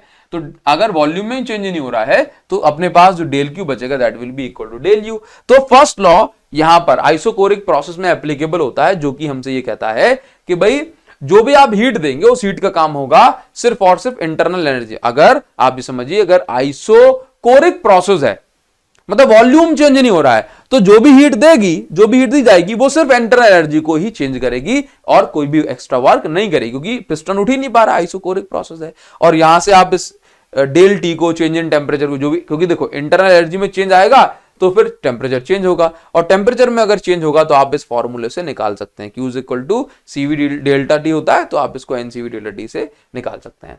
नेक्स्ट, फर्स्ट लॉ को अगर आप साइक्लिक प्रोसेस में अप्लाई करते हैं तो आप भी देखिए कि साइक्लिक प्रोसेस में क्या होता है कि सिस्टम जिस स्टेट से स्टार्ट हुआ था उसी स्टेट में पहुंच जाता है। तो भाई जिस टेम्परेचर से स्टार्ट हुआ था उसी टेम्परेचर वापस पहुंच जाएगा। तो यहां पर इंटरनल एनर्जी में चेंज नहीं हो पाएगा फाइनल और इनिशियल के बीच में। तो आप जो भी हीट देंगे वो सारी की सारी हीट वर्क करेगी, कंप्लीट जो हीट है वो वर्क में कन्वर्ट होगी। लेकिन आप ये भी जानते हैं कि कोई भी सिस्टम 100% एफिशिएंट नहीं होता, तो ये थ्योरेटिकल पर्पज से आप समझ सकते हैं। चलिए, नेक्स्ट हम यहां पर कुछ रिएक्शंस होती हैं जो कि आपको समझनी चाहिए, जैसे कि क्वाजी स्टैटिक प्रोसेस होती है। भाई क्वाजी स्टैटिक प्रोसेस क्या होती है, जैसे आप ये मान के चलें, क्वाजी स्टैटिक प्रोसेस आप ऐसी प्रोसेस को बोलते हैं जो कि बहुत स्लो है, जो कि इनफाइनाइटली स्लो है। क्या है? इनफाइनाइटली स्लो प्रोसेस को हम क्वाजी स्टैटिक प्रोसेस बोलते हैं। भाई क्वाजी स्टैटिक प्रोसेस आप ऐसी प्रोसेस को बोलते हैं जो कि इनफाइनाइटली स्लो प्रोसेस है, और इस प्रोसेस में जो सिस्टम होता है वो थर्मल और केमिकल इक्विलिब्रियम में रहता है। मतलब आप इतनी स्लो प्रोसेस आप इसको मान के चले, इतनी स्लो प्रोसेस मान के चले कि भाई इसमें ना तो टेम्परेचर का चेंज नोटिस हो रहा है, ना ही किसी तरह का प्रेशर वॉल्यूम का चेंज नोटिस हो रहा है। ठीक, इतनी धीमी धीमी लगी हुई है कि पता ही नहीं पड़ रहा है कि ना तो टेम्परेचर, प्रेशर, वॉल्यूम कुछ चेंज नहीं नजर आ रहा है, कोई चेंज नोटिस नहीं हो रहा है। तो हम ऐसी प्रोसेस को क्वाजी स्टैटिक प्रोसेस बोलते हैं। तो ये प्रोसेस कैसी है? इनफाइनाइटली स्लो प्रोसेस है। रिवर्सिबल प्रोसेस क्या है? रिवर्सिबल प्रोसेस वो होती है जिसमें हम सिस्टम को, देखो दो चीजें हैं, एक होती है साइक्लिक। साइक्लिक का मतलब होता है कि सिस्टम का पाथ क्या है, इससे मतलब नहीं है, बस घूम फिर के वो अपने ओरिजिनल कंडीशन में, इनिशियल स्टेट में आ जाए, उसको बोलते हैं साइक्लिक। जबकि रिवर्सिबल अलग है। रिवर्सिबल का मतलब होता है कि जिस पाथ से आपने हीट को वर्क में कन्वर्ट करा था उसी पाथ से वर्क को हीट में कन्वर्ट कर दो। मतलब जिस पाथ से आप गए थे उसी पाथ से अपनी इनिशियल स्टेट में वापस आ जाओ, उसी डायरेक्शन में, जिस डायरेक्शन में गए थे उसी डायरेक्शन वापस आ जाओ। ऐसी प्रोसेस को हम बोलते हैं रिवर्सिबल प्रोसेस। और इरिवर्सिबल प्रोसेस ऐसी तो एनी प्रोसेस, वो प्रोसेस जो कि सेम डायरेक्शन में, या कहें कि जस्ट ऑपोजिट डायरेक्शन में प्रोसीड करी जा सके, उसको हम परफॉर्म कर सके। ऐसे गए थे, इसके जस्ट ऑपोजिट डायरेक्शन परफॉर्म कर सके, तो ये रिवर्सिबल प्रोसेस है। जबकि वो प्रोसेस जिसको हम ऑपोजिट डायरेक्शन में परफॉर्म ही ना कर पाए वो इरिवर्सिबल प्रोसेस है। हीट इंजन में आप देखें, कार्नोट साइकिल आप पढ़ेंगे तो वो रिवर्सिबल प्रोसेस में आती है। इरिवर्सिबल प्रोसेस में जैसे कि गैसेस का डिफ्यूजन हो रहा है, जिस तरीके से गैसेस के मॉलिक्यूल एक दूसरे में मिक्सअप होगा, जरूर थोड़ा ना दूसरे तरीके से निकलेंगे, समझे? तो ये बाकी रस्टिंग ऑफ आयरन वगैरह जो आप केमिकली पढ़ते हैं वो क्या है? सारी इरिवर्सिबल प्रोसेस हैं। क्लियर है नाउ? तो चलिए, तो नेक्स्ट हमें देखना है अभी स्पेसिफिक हीट ऑफ गैसेस। याद रखिए, लिक्विड के लिए जो स्पेसिफिक हीट होती है ना, उससे अलग थोड़ा सा कॉन्सेप्ट होता है गैसेस में। लेकिन पहले हम जानेंगे कि स्पेसिफिक हीट एक्चुअल में क्या है, ऑल्दो हम इसको प्रीवियस वीडियोस में समझ चुके हैं। देखो क्या होता है, इसे मान के चलो, अगर मेरे पास यहाँ वाटर है या कोई और सब्सटेंस भी हो सकता था, अगर मैं इसको हीट करूंगा तो ऑब्वियस सी बात है भाई इसका टेम्परेचर बढ़ेगा ना। तो 1 degree Celsius, 2 degree Celsius, 3 degree Celsius बढ़ जाएगा, बहुत सारा बढ़ सकता है। तो जैसे मान के चलिए कि मेरे पास 1 ग्राम वाटर है, या 1 kg वाटर है, हाँ 1 kg लेते, चलो 1 ग्राम लेता हूं, 1 ग्राम वाटर है। अब इसका टेम्परेचर अगर मुझे 1 डिग्री सेल्सियस बढ़ाना है तो मुझे जितनी हीट की रिक्वायरमेंट होगी उस हीट की वैल्यू को मैं बोलता हूं स्पेसिफिक हीट ऑफ वाटर। ठीक, जैसे कि अगर मुझे 1 ग्राम वाटर का जो टेम्परेचर बढ़ाने के लिए 1 डिग्री सेल्सियस मुझे 4.186 जूल हीट की रिक्वायरमेंट होती है, तो इस वैल्यू को मैं बोलता हूं स्पेसिफिक हीट ऑफ वाटर, जबकि इसकी यूनिट क्या होती है, joule per KG into kelvin. अगर ये वैल्यू है ना 4.186, तो ये बेसिकली क्या है, ये 1 ग्राम के लिए है, ये किसके लिए है, ये ग्राम के लिए है। और अगर केजी के लिए लूंगा तो मैं यहां पर कितनी ले लूंगा भाई, 4186 joule per KG into kelvin. जैसे फॉर्मूला होता है स्पेसिफिक हीट का, भी होता है del Q by M into del T, ये फॉर्मूला होता है। तो यहां पर यूनिट की बात कर लें तो जूल के, ये हीट की एनर्जी होगी जूल, अब मास ग्राम में है तो ग्राम लिख दूंगा, और टेम्परेचर केल्विन में है तो केल्विन लिख दूंगा। तो स्पेसिफिक हीट का ये फॉर्मूला, ये यूनिट वगैरह हो जाती है। Clear now? अब इसी तरीके से आपको समझना है कि गैसेस में क्या होता है, तो आंसर है, समझो पूरी बात, आधी बात हमेशा खतरे की घंटी होती है, ठीक है, तो ये घंटी बजनी नहीं चाहिए। आप यहां पे देखो स्पेसिफिक हीट ऑफ गैस की जब हम बात करते हैं तो वही कॉन्सेप्ट है कि 1 डिग्री सेल्सियस टेम्परेचर बढ़ाने में 1 ग्राम गैस को कितनी हीट की रिक्वायरमेंट होती है, उस हीट को हम बोलते हैं specific heat of that gas. लेकिन लेकिन लेकिन बट यहां पे देखो बिल्कुल हाईलाइट करके दिखाया, क्या दिखाया, but for gas specific heat is not a unique और सिंगल वैल्यू। लेकिन गैसेस के लिए क्या होता है, इसे वाटर के लिए फिक्स है, हाँ, लेकिन गैसेस के लिए ये जो स्पेसिफिक हीट की कोई भी सिंगल वैल्यू पॉसिबल नहीं है। क्यों? क्योंकि गैसेस में ना जो प्रेशर होता है, जो वॉल्यूम होता है, ये थोड़े से टेम्परेचर के चेंज होने से चेंज होता रहता है। गैसेस में प्रेशर वॉल्यूम लगातार बदलता रहता है, समझे? तो आपको समझना है कि जो गैसेस की जो स्पेसिफिक हीट होती है ये डिपेंड करती है प्रेशर, टेम्परेचर, वॉल्यूम जैसी कंडीशंस पे। समझो बात को ध्यान से।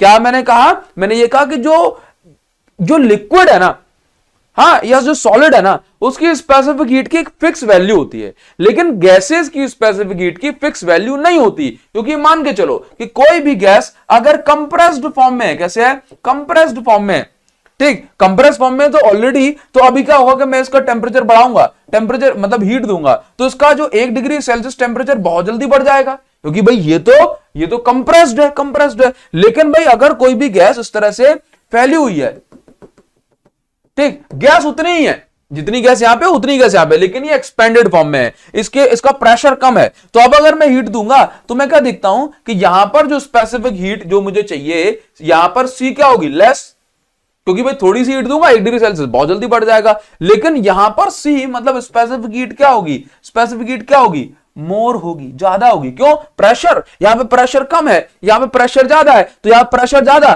थोड़ी सी हीट दूंगा 1 डिग्री सेल्सियस बढ़ जाएगा। यहां पे प्रेशर कम, ज्यादा हीट देने पे टेम्परेचर बढ़ेगा। तो ये कंडीशंस जो है ना, ये वेरी मतलब प्रेशर, वॉल्यूम, ये सारी कंडीशंस अफेक्ट करती हैं किसी भी गैस की स्पेसिफिक हीट की वैल्यू को। आई होप आपको समझ में आ रहा होगा। तो उसका मतलब ये होता है कि स्पेसिफिक हीट अलग अलग कंडीशन पर के लिए अलग अलग होती है। जैसे कि, तो मैं यहां पर बोल सकता हूं कि जो स्पेसिफिक हीट की वैल्यू है वो पहले तो सुनो कि अलग अलग केस में अलग अलग हो सकती है। एग्जांपल्स मैं आपको भी समझाता हूं, और उसके बाद 2 टाइप की प्रिंसिपल स्पेसिफिक हीट होती हैं। चलिए तो यहां पे मैं क्लियर करूं आपको। जैसे कि आप ये देखो कि different values of specific heat under different conditions, अलग अलग कंडीशन में स्पेसिफिक हीट की वैल्यू क्या होगी। तो आप यहां पे देखो केस 1, क्या समझो, ये क्या है, ये है केस 1। केस 1 क्या कह रहा है कि if gas is suddenly compressed, यदि आप किसी भी गैस को अचानक से कंप्रेस कर देंगे तो आपने उसमें कोई हीट तो बाहर से नहीं दी। देखो टेम्परेचर बढ़ने में और हीट देने में जमीन आसमान का अंतर होता है। देखो टेम्परेचर बढ़ने में और हीट देने में जमीन आसमान का अंतर होता है। देखो जैसे कि मैं आपको यहां पे समझाऊं कि ये मेरे पास एक सिलेंडर है और इसमें गैस भरी हुई है, ठीक। अब आपने ऊपर से पिस्टन को दबा दिया, ऊपर से आपने पिस्टन को अचानक से दबा दिया बहुत तेज नीचे तक, तो क्या होगा, गैस के मॉलिक्यूल पास में आ जाएंगे, बहुत पास में फ्रिक्शन होगा, ठीक है। तो आपने इसमें जो है हीट तो बाहर से नहीं दी ना, अब यही हीट थोड़े से जो है वॉल्यूम में कॉन्स्ट्रिक्ट हो गई, तो टेम्परेचर ऑब्वियस सी बात है बढ़ जाएगा, समझे। बात समझ रहे हो? तो आपने यहां पर क्या किया कि टेम्परेचर तो बढ़ा दिया, टेम्परेचर तो बढ़ा दिया, लेकिन आपने कोई हीट नहीं दी। तो इस केस में स्पेसिफिक हीट की वैल्यू क्या होगी? तो आपने क्या कहा कि स्पेसिफिक हीट का फॉर्मूला होता है heat given upon mass into del T, that means del Q by M into del T. तो भाई आपने जब हीट दी ही नहीं लेकिन टेम्परेचर तो बढ़ा, तो इस केस में टेम्परेचर तो बढ़ गया लेकिन आपने हीट नहीं दी, बिना हीट दिए टेम्परेचर बढ़ रहा है, मतलब specific heat zero, zero heat देने से भी टेम्परेचर बढ़ रहा है, मतलब स्पेसिफिक हीट जीरो। तो भाई स्पेसिफिक हीट की जीरो वैल्यू भी हो सकती है गैसेस वाले केस में। नाउ नेक्स्ट देखो आप, if gas is heated but allowed to expand, मतलब क्या हो रहा है इस वाले केस में? इस वाले केस में ये हो रहा है, यहां पर तो आपने क्या कर दिया था, कंप्रेस कर दिया था, सारी गैसेस वैसे नीचे आ गई थी। अब इस वाले केस में क्या हो रहा है कि आपने गैस को एक्सपेंड करा दी। क्या करा दिया? गैस को, मतलब आप गैस को हीट भी कर रहे हो, हीट भी कर रहे हो और आपने एक्सपेंड भी करा दिया। तो हीट देने से क्या होगा? टेम्परेचर बढ़ सकता है, हाँ, और एक्सपेंड करने से गैस जब फैलेगी तो टेम्परेचर घट सकता है। तो आप हीट दे रहे हैं और उसको फास्ट फास्ट एक्सपेंड करा रहे हैं, तो इसका मतलब है एक्सपेंड करने से टेम्परेचर घट रहा है, हीट देने टेम्परेचर बढ़ रहा है। तो अगर ऐसा केस बनता है कि भाई जितनी हीट दी जा रही है उसी के हिसाब से हीट एक्सपेंशन में जो है टेम्परेचर फॉल हो रहा है, तो आप इस केस में क्या देखेंगे कि हीट तो दी जा रही है लेकिन इस गैस को एक्सपेंड करा जा रहा है, मतलब ठंडा करा जा रहा है। तो इस वाले केस में जो टेम्परेचर का जो चेंज हो गया ये जीरो हो गया, टेम्परेचर का चेंज जीरो। तो यहां पर स्पेसिफिक हीट की वैल्यू क्या आ जाएगी? जीरो से डिवाइड करने पे इंफिनिटी। तो आप ये समझिए कि जीरो वाली वैल्यू भी पॉसिबल है और इंफिनिटी वाली वैल्यू भी स्पेसिफिक हीट की पॉसिबल है। केस ये वाला होता है इसमें। नेक्स्ट क्या है कि अगर आपने हीट दी, अगर आपने गैस को हीट किया और एक्सपेंड भी किया, मतलब हीट दिया, एक्सपेंड मतलब एक्सपेंड करते तो गैस ठंडी होती है, लेकिन फिर भी कुछ टेम्परेचर बढ़ गया, मतलब आपने उतनी ज्यादा एक्सपेंड, उतनी जल्दी जल्दी एक्सपेंड नहीं कर पाया, तो कुछ टेम्परेचर बढ़ गया। अब अगर कुछ टेम्परेचर बढ़ गया तो यहां पर क्या होगी? डेल टी की कुछ ना कुछ नॉन जीरो होगी। आप हीट तो दे ही रहे हैं, मास तो कुछ है ही, लेकिन इस बार डेल टी की वैल्यू भी है, तो जो स्पेसिफिक हीट के पास कुछ ना कुछ पॉजिटिव वैल्यू जो कि नॉन जीरो होगी वो जरूर होगी। आपने क्या किया कि आप गैस को हीट कर रहे हैं लेकिन आपने गैस को इस बार इतनी जल्दी एक्सपेंड करा दिया, इतना ज्यादा एक्सपेंड करा दिया कि टेम्परेचर कांस्टेंट रहने की जगह बजाय उल्टा घट गया। आपने ज्यादा एक्सपेंड करा दिया, टेम्परेचर घट गया। तो ऐसे केस में डेल टी कैसा है? नेगेटिव है। डेल टी के नेगेटिव होने से यहां पर स्पेसिफिक हीट की वैल्यू भी कैसी आएगी? नेगेटिव आएगी। तो आपने क्या समझा कि exact value of specific heat of gas depends on the conditions like pressure and volume, इन चीजों पर ये डिपेंड करने वाली है, लाइक प्रेशर, वॉल्यूम, टेम्परेचर, ये तीनों ही केसेस यहां पर हैं। तो आप इन तीनों स्लाइड्स का चाहें तो स्क्रीनशॉट ले सकते हैं। एक स्लाइड ये हो गई, ले लिया स्क्रीनशॉट, दूसरी स्लाइड ये हो गई, तीसरी स्लाइड ये हो गई। तो ये स्पेसिफिक हीट के बारे में ये सारी जानकारी आपको यहां पे मिल जाती है। अभी हम बात करेंगे जो स्पेसिफिक हीट है गैसेस की, ये बेसिकली दो टाइप की स्पेसिफिक हीट हम बात करते हैं। इनको हम बोलते हैं टू प्रिंसिपल स्पेसिफिक हीट। क्या बोलते हैं? Two principal specific heat. अब specific heat at constant volume and specific heat at constant pressure, मतलब अगर हम एक कंटेनर में जो हमारी गैसेस हैं, अगर मैं इनका प्रेशर, देखो दो चीजें हैं, क्या? कांस्टेंट प्रेशर और कांस्टेंट वॉल्यूम। देखिए जरा, अगर मैं क्या कर रहा हूं, ये मेरे पास ना एक सिलेंडर है और इस सिलेंडर में यहां पर पिस्टन रखा हुआ है, क्लियर? इसमें गैसेस वैसे भरी हुई हैं, मैं यहां से हीट दे रहा हूं, समझना चीजों को। अब हीट दे रहा हूं, हीट देने से क्या हो रहा है कि अगर मैंने पिस्टन को ऊपर जाने को अलाउ किया है, ऐसा अरेंजमेंट बनाया है कि हीट दूंगा तो भाई इसके अंदर मान के चलो कि ये जो है ना गैस एक्सपेंड होने की कोशिश करेगी, तो क्या होगा कि भाई ये पिस्टन ऊपर उठ जाएगा, तो जो प्रेशर इसका बढ़ा था ना, वो प्रेशर वापस से नॉर्मल मेंटेन हो जाएगा, मतलब प्रेशर बढ़ ही नहीं पाया क्योंकि पिस्टन ऊपर उठ गया। क्लियर? तो यहां पर आप क्या देख रहे हैं कि यहां पर प्रेशर तो कांस्टेंट है लेकिन वॉल्यूम चेंज हो रहा है। तो भाई ये वाली कंडीशन क्या हो गई? ये हो गई कांस्टेंट प्रेशर। क्या हो गई? अब इस समय जो गैस का टेम्परेचर बढ़ने में जो भी हीट की रिक्वायरमेंट होगी उसको हम बोलेंगे specific heat at constant pressure.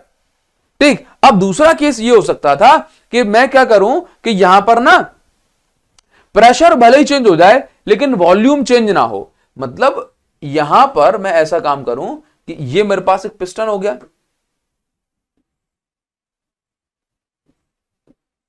अब यहां पे हमने अरेंजमेंट कुछ ऐसा बना के रखा है कि मैं इसको यहां से हीट कर रहा हूं।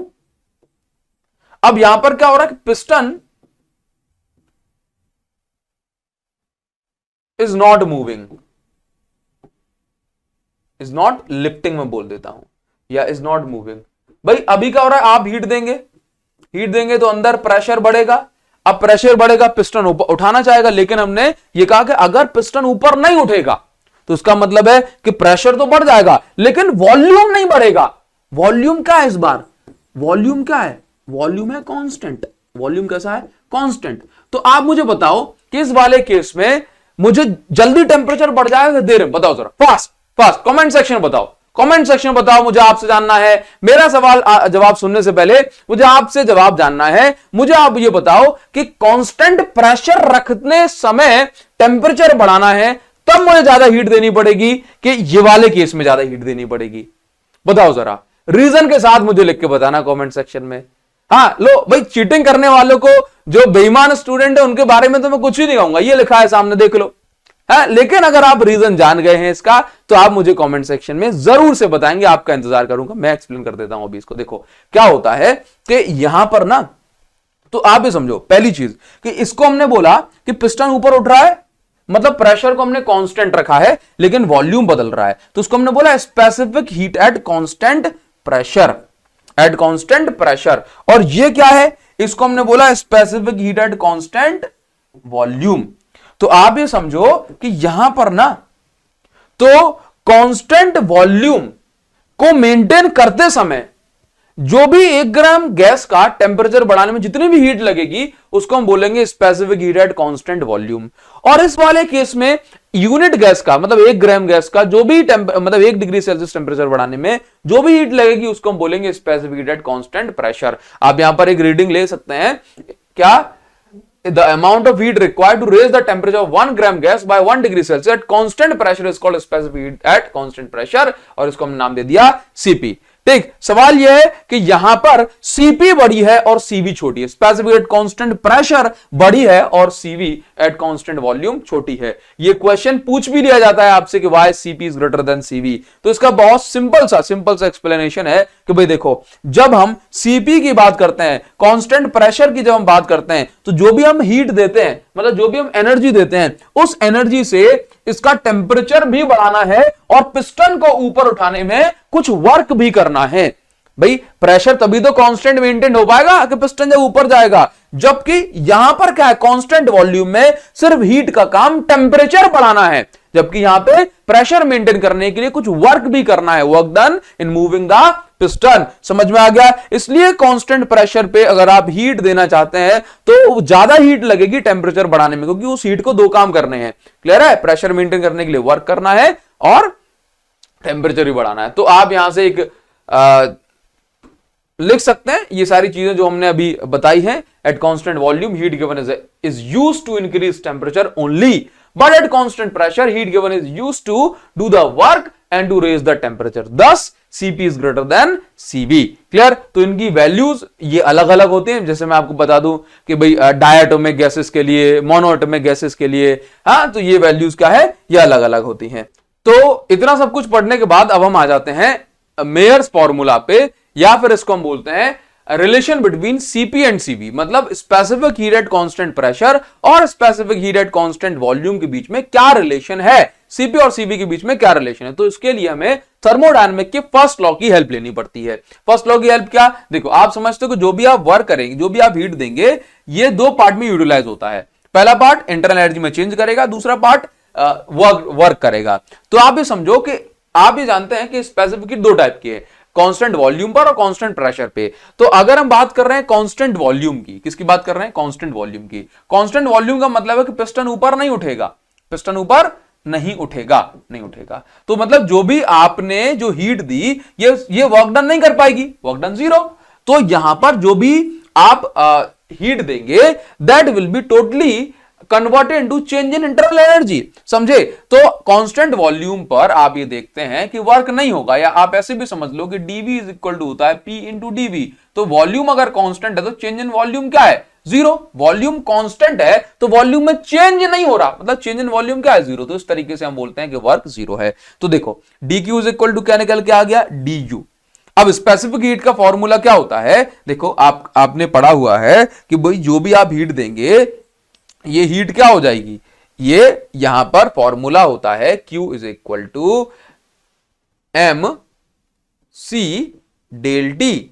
अब क्योंकि 1 ग्राम हीट अगर हम गैस की बात कर रहे हैं तो आप यहां पर m के प्लेस पर 1 पुट कर सकते हैं। तो क्या बन गया, तो ये बन गया CV इंटू डी टी या del T, CV into D T. समझ गए। आपने इससे पहले फॉर्मूले जो है हमने आपको यहां पर भी बता करके रखे हुए हैं। कहां गया, स्पेसिफिक हीट की यूनिट वगैरह बनाई थी, ये देखो यहां से आप बना सकते हो m इंटू डेल टी, और m के प्लेस पर आपने 1 ग्राम पुट कर दिया। ठीक, चलिए तो अभी हम यहां से क्या देखते हैं कि dq इज इक्वल टू क्या निकल के आ गया, cv इंटू डी टी, और ये आ गया du। dq के प्लेस पर मैंने cv dt लिखा और ये निकल के आ गया du। नाउ इसको बना दो फर्स्ट इक्वेशन।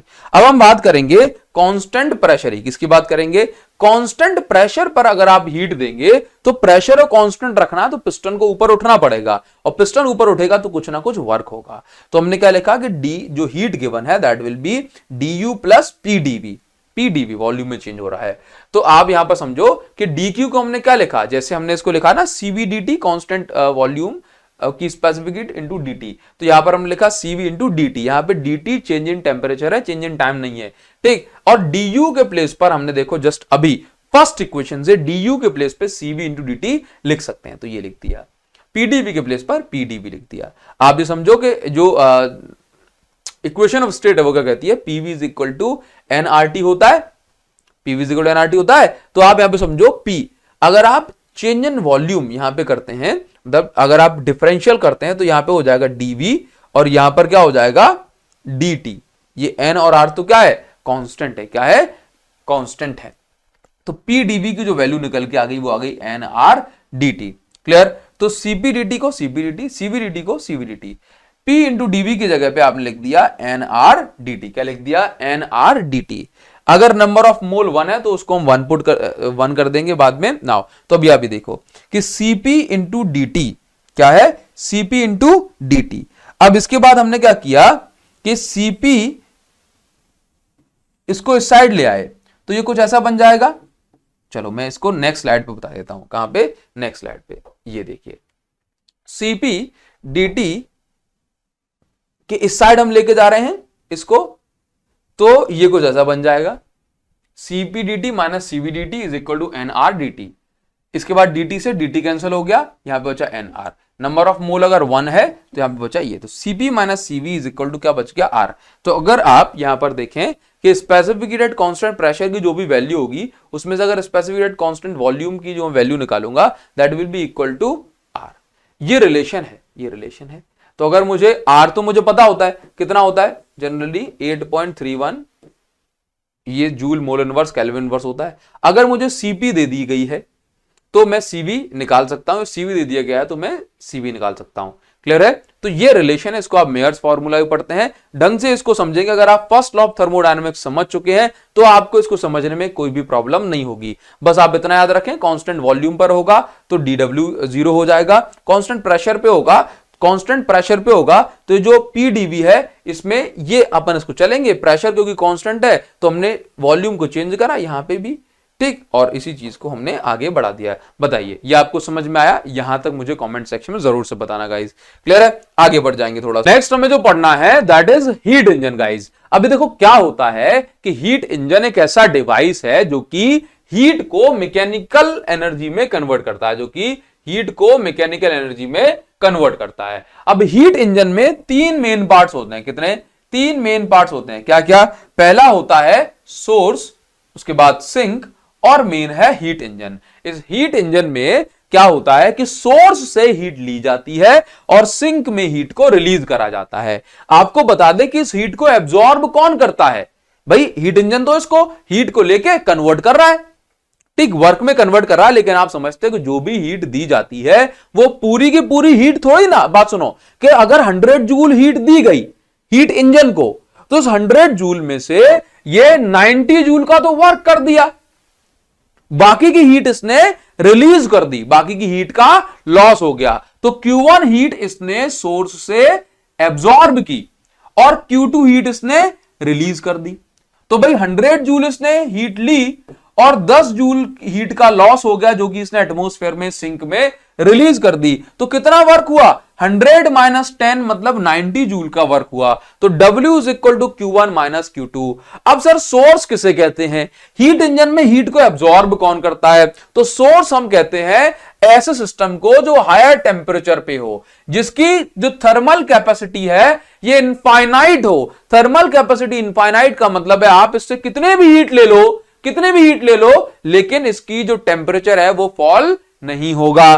क्लियर? दूसरी चीज यहां पर हम बात कर रहे हैं सिंक क्या है? तो सिंक लोअर टेम्परेचर सिस्टम को कहा जाता है, लोअर टेम्परेचर बॉडी को कहा जाता है, जिसमें आप कितने भी हीट रिलीज कर दो इसका टेम्परेचर नहीं बढ़ेगा, इनफाइनाइट थर्मल कैपेसिटी है इसकी। अब सर हीट इंजन में जो भी हम हीट लेते हैं, ऐसा थोड़ा ना कि हीट इंजन मुंह में डालेगा और बाहर, समझे? ऐसा तो होता नहीं है। यहां पर क्या होता है? यहां पर कुछ ऐसा है कि इसके पास कुछ ना कुछ तो होना चाहिए ना जो हीट को एब्जॉर्ब करेगा। तो जैसे कि हीट इंजन के एग्जांपल क्या है? जैसे आपने देखा स्टीम इंजन, जो रेलवे के जो स्टीम इंजन थे वो क्या है? हीट इंजन के एग्जांपल है, समझे ना? पेट्रोल वगैरह ये क्या है? ये बेसिकली क्या हो रहा है? ये हीट को ही तो वर्क में कन्वर्ट कर रहा है। पेट्रोल क्या करती है? तो पेट्रोल को जो कंप्रेशन प्रोसेस वगैरह हो रही है, पिस्टन वगैरह कंप्रेस एक्सपेंड हो रहा है, तो वहां से पेट्रोल को पहले जलाया जा रहा है, कंबशन हो रहा है, मतलब पहले वहां हीट प्रोड्यूस हो रही है, फिर वो इंजन उसको कन्वर्ट कर रहा है किसमें? वर्क में, समझे? तो बेसिकली जो पेट्रोल इंजन है, डीजल इंजन है, स्टीम इंजन है, सब कुछ किसके एग्जांपल है? ये हीट इंजन के ही तो एग्जांपल है। तो यहां पर जो वर्क कर रहा है ये हीट इंजन कर रहा है, लेकिन इस हीट को एब्जॉर्ब कौन कर रहा है? इस हीट को एब्जॉर्ब कर रहा है working substance. Working substance absorbs heat taken from source. Clear है? तो वर्किंग सब्सटेंस के फॉर्म में हम किसको यूज करते हैं? पेट्रोल, डीजल, स्टीम वगैरह, ये सारी चीजें। क्लियर? तो ये हीट इंजन का बेसिक प्रिंसिपल है। हीट एब्जॉर्ब करी Q1 सोर्स से, Q2 हीट रिजेक्ट कर दी, तो भाई एब्जॉर्ब कर ली 100, 10 जूल एटमॉस्फेयर में लॉस हो गया। जैसे कि पेट्रोल ने जितनी हीट दी, अब उतनी हीट से थोड़ा गाड़ी चलती है, वो पूरी थोड़ा कन्वर्ट हो जाती है, कुछ हीट से इंजन भी तो गर्म हो जाता है, वो हीट कहां जाती है? एटमॉस्फेयर में, तो वो हीट सिंक में चली गई। तो जो नेट बचा आपको work done Q1 minus Q2 से मिल जाएगा। आई होप आपको मैं अपनी बात आप तक समझाने में सफल हो पाया होऊंगा। हाँ, जरूर मुझे बताना। चलिए नेक्स्ट हम यहां पर सीखेंगे एफिशिएंसी ऑफ हीट इंजन। आप देखो कोई भी जो हीट इंजन होता है उसकी एफिशिएंसी 40-50% ही होती है। ऐसा नहीं कि जितनी आपने हीट दी 100%, भाई साहब 99%, और मैया, समझे? तो आप भी यहां पे समझो कि ऐसा नहीं होता। कैसा होता है? 30-40-50% तक एफिशिएंसी हो पाती है। तो efficiency of heat engine, efficiency मतलब कितनी परसेंट हीट को वो एनर्जी में कन्वर्ट कर पा रहा है सफलतापूर्वक। तो एफिशिएंसी ऑफ हीट इंजन, भाई देखो रेशो ऑफ वर्क डन, क्या? Ratio of work done by heat engine in one cycle. भाई एक साइकिल में हीट इंजन ने कितना वर्क किया अपॉन कितनी हीट उसने एब्जॉर्ब करी, तो work done upon heat absorb. तो वर्क डन का फॉर्मूला क्या है? वर्क डन का फॉर्मूला है W is equal to Q1 minus Q2, और कितनी हीट इसने एब्जॉर्ब करी? Q1 हीट इसको दी गई थी, एब्जॉर्ब करी, तो Q1 minus Q2 upon Q1। Q1 separate कर देंगे तो आप जानते हैं कि W इज इक्वल टू कितना हो जाएगा? Q1 bye Q1 minus Q2 bye Q1। बोला सर हाँ इतना तो समझदार हूं ही मैं, है कि नहीं? तो देखो जरा, तो यहां पर Q1 अपॉन Q1 से ये 1 बन जाएगा और माइनस Q2 अपॉन Q1 को हम एज इट इज लिखेंगे। तो एफिशिएंसी का फॉर्मूला हो गया 1 माइनस Q2 अपॉन Q1। मैं आपको बता दूं कि हमेशा याद रखिए, वी नो दैट, आप नहीं भी जानते फिर भी जान लो, वी नो दैट, हम जानते हैं कि थर्मोडायनामिक प्रोसेस में कभी भी आप लिखो Q2 bye Q1 is equal to होता है T2 बाय T1। तो इस हिसाब से ना ये बन जाता है eta is equal to 1 minus T2 by T1। ठीक, तो यहां से फाइनल फॉर्मूला ये बन जाता है कि eta is equal to T1 minus T2 upon T1, इसको याद रखेंगे, ईटा का फॉर्मूला है T1 minus T2 upon T1। आप इसका स्क्रीनशॉट ले सकते हैं, ये एफिशिएंसी ऑफ हीट इंजन का फॉर्मूला बन जाएगा। क्लियर है, फाइनल फॉर्मूला, स्क्रीनशॉट ले लिया, आगे बढ़ जाते हैं। नेक्स्ट में पढ़ना है रेफ्रिजरेटर या हीट पंप। अभी देखो जस्ट ऑपोजिट है, रेफ्रिजरेटर या हीट पंप जो होता है, यहां पे चलो मैं रेफ्रिजरेटर लिख दिया या मैं इसको लिख देता हूं हीट पंप, ठीक है। नाउ रेफ्रिजरेटर का जो काम है ना वो हीट इंजन के जस्ट ऑपोजिट है। हीट इंजन में क्या होता है कि हायर टेम्परेचर से लोअर टेम्परेचर तक हीट सप्लाई करी जाती है, सोर्स से हीट ली जाती है और सिंक में हीट छोड़ दी जाती है। समझे, बात सुनो। अभी यहां पर रेफ्रिजरेटर या हीट पंप का काम क्या होता है, जैसे मान के चलो कि फ्रिज में पानी रखा है, कितना डिग्री सेल्सियस, 10 डिग्री सेल्सियस पे। अभी क्या होता है कि अपन जो है उसको फ्रीज कराना चाहते हैं, जमाना चाहते हैं, एकदम बर्फ बनाना है। तो बाहर का टेम्परेचर मान के चलिए, बाहर का टेम्परेचर 27 डिग्री सेल्सियस एटमोस्फेयर का है, और उस बॉटल का टेम्परेचर, पानी का टेम्परेचर कितना है, उसके अंदर मान के चलो 10 डिग्री सेल्सियस। भाई ज्यादा होगा तो रिलीज हो ही जाएगी, कोई दिक्कत नहीं है, 10 डिग्री सेल्सियस है। अभी क्या होगा, हीट का ट्रांसफर 10 डिग्री सेल्सियस से 27 डिग्री सेल्सियस तक कराना है, मतलब लोअर टेम्परेचर से हायर टेम्परेचर बॉडी तक कराना है। तो उसका मतलब ये हो गया ना, इसका मतलब ये हो गया कि अब हमें किसी एडिशनल डिवाइस की जरूरत पड़ेगी, क्योंकि नेचुरली तो ऐसा हो नहीं सकता कि लोअर टेम्परेचर से हायर टेम्परेचर बॉडी में हीट का फ्लो हो जाए। तो लोअर टेम्परेचर जो सिस्टम होता है, लोअर टेम्परेचर बॉडी होती है, आप उसको सिंक बोलते हैं और इसको आप बोलते हैं सोर्स। तो हीट पंप मतलब जो रेफ्रिजरेटर है वो यही तो काम करता है कि 10 डिग्री सेल्सियस से हीट लेता जाएगा और इसको 0 डिग्री सेल्सियस से पहुंचा देगा और बर्फ जमा देगा। ऐसा ही होता है ना। तो हीट पंप क्या कर रहा है, उल्टा काम कर रहा है। क्या कर रहा है, सिंक से लो टेम्परेचर बॉडी से हीट लेता है और सोर्स जो कि एटमॉस्फेयर है हमारा, उसमें रिलीज कर देता है। तो Q2 हीट इसने ली और Q1 रिलीज कर दी। समझो जरा बात को। तो वर्क कितना होगा, वर्क डन कितना हो जाएगा। अच्छा एक बात बताओ, जैसे मैं यहां पे बताऊं आपको कि यहां पर देखो Q1 माइनस Q2, या मैं ऐसे बोल देता हूं कि सिंक से कितनी हीट ली जा रही है, बताइए जरा। लेट्स से Q2 हीट ली गई, ठीक, और Q1 हीट इसने रिलीज कर दी, तो वर्क कितना होगा,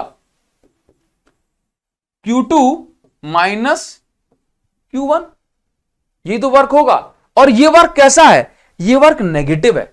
कैसा वर्क है, ये वर्क नेगेटिव वर्क है, क्योंकि वर्क जो पॉजिटिव था वो हीट इंजन ने करा, ये ऑपोजिट डायरेक्शन में जा रहा है, ये नेगेटिव वर्क में हम कंसीडर इसको करते हैं। तो यहां से भी निकालोगे ना, तो Q2 माइनस Q2 हीट ली हीट पंप ने और Q1 हीट रिलीज कर दी। Q2 हीट ली और Q1 हीट को रिलीज कर दिया। ऐसा तो है नहीं कि Q2 से ज्यादा जितनी हीट ली उससे ज्यादा 100 जूल हीट ली थी और 110 जूल रिलीज कर दी, ऐसा नहीं हो सकता ना। 100 जूल ली, उसमें से 90 जूल इसने रिलीज कर दी बाहर, तो बाकी का इसने वर्क कर दिया नेगेटिव। तो minus W is equal to minus Q2 minus Q1। अभी से जैसे मैं आपको थोड़ी सी रेफ्रिजरेटर की प्रोसेस बताऊं तो उसमें क्या होता है, उसमें हीट पंप जो वर्किंग सब्सटेंस यूज करता है, वर्किंग सब्सटेंस, ये फ्रीऑन गैस के वेपर होते हैं, फ्रीऑन गैस रेफ्रिजरेटर में, ये कूलर का काम करता है। इसमें क्या होता है, इसमें हीट पंप में क्या होता है, एक मोटर लगी होती है। तो अभी क्या होता है कि ये यहां से ऊपर फ्रीजर है, मैं आपको एक ऊपर का एक जनरल आइडिया देता हूं। तो यहां से गैस जाती है और इसमें एवेपोरेटर के थ्रू ये जो गैस है, यहाँ पे जो भी पानी वगैरह रखा है, सब्जी वगैरह रखी है, अब ये इसमें से ना ये गैस के जो वेपर्स होते हैं, ये बाकी जो सामान रखा हुआ है उसमें से हीट को एब्जॉर्ब कर लेती है। तो जो फ्रीऑन गैस है उसने इसकी हीट ले ली, इसकी हीट खींच ली, क्योंकि ये बहुत ठंडी है।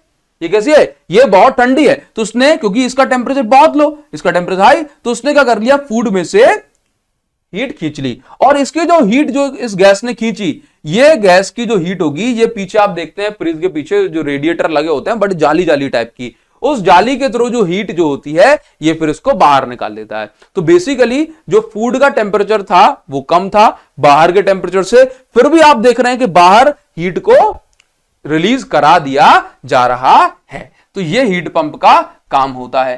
क्लियर। नेक्स्ट हम आगे बढ़ेंगे और यहां पर आप ये समझ जाओगे कि कोएफिशिएंट ऑफ परफॉर्मेंस क्या होता है। Coefficient of performance basically refrigerator के लिए टर्म यूज करते हैं, जो कि हमें रेफ्रिजरेटर की एक तरह से एफिशिएंसी बता देता है। तो आपने सिंक से कितनी हीट ली अपॉन आपने सिस्टम पे कितना वर्क किया। यहां पे देखो नेगेटिव साइन क्या बता रहा है, नेगेटिव साइन का बता रहा है, minus sign is showing work done on system, negative sign का बता रहा है वर्क डन ऑन सिस्टम।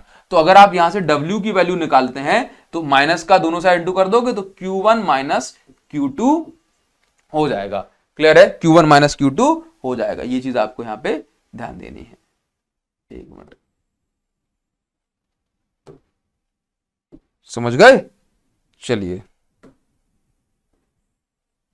चलो ठीक है नाउ, क्योंकि वर्क डन ऑन सिस्टम है इसलिए हमने नेगेटिव साइन यहां पे लगाया हुआ है। चलिए अब आप यहां पर ये समझो कि हीट एक्सट्रैक्टेड मतलब सिंक से कितनी हीट ली गई अपॉन आपने सिस्टम पे कितना वर्क किया।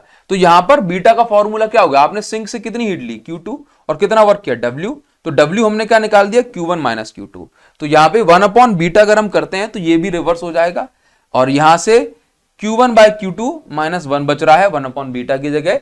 और तो ये अपने पास कोएफिशिएंट ऑफ परफॉर्मेंस का बीटा का 1 अपॉन बीटा का एक रिलेशन हो जाता है जिसको हम यहां पे निकालेंगे पूरा। अब आप Q1 बाय Q2 को T1 बाय T2 भी लिख सकते हैं, तो जो हमारा जो एलसीएम लेने के बाद कुछ इस तरीके का हो जाएगा और बीटा का फाइनल फॉर्मूला बन जाता है T2 upon T1 minus T2। क्या बन जाता है? T2 upon T1 minus T2। तो आप यहां पर समझिए कि अभी हमने ये निकाला था T1 minus T2 upon T1, ये है ईटा हीट इंजन की जो है एफिशिएंसी, और ये है बीटा जो कि है रेफ्रिजरेटर हीट पंप की एफिशिएंसी जिसको हम कोएफिशिएंट ऑफ परफॉर्मेंस बोलते हैं। देखो ये कुछ सिमिलर सा दिखाई पड़ रहा है, समझे? तो अभी हम यहां पे एक रिलेशनशिप एस्टेब्लिश करेंगे between COP and efficiency of heat engine. तो आप देखो यहां पर क्या है, पूछ ले जाते हैं एग्जाम में, यहां पर क्या होता है कि बीटा सीओपी है, बीटा का फॉर्मूला हमने ये निकाला और ईटा का फॉर्मूला ये था, जस्ट अभी बताया था T1 minus T2 upon T1 ये था। तो अभी अपन को ये रिलेशन से पता करनी है कि ईटा और बीटा में क्या रिलेशन है। तो देखो हमने क्या किया कि दोनों साइड 1 ऐड कर दिया, यहां पे 1 ऐड किया, यहां पे 1 ऐड किया, तो ये कुछ ऐसा हो जाएगा। ठीक, T2 कैंसिल हो जाएगा, तो बीटा प्लस 1 की जो वैल्यू है वो ये आ गई।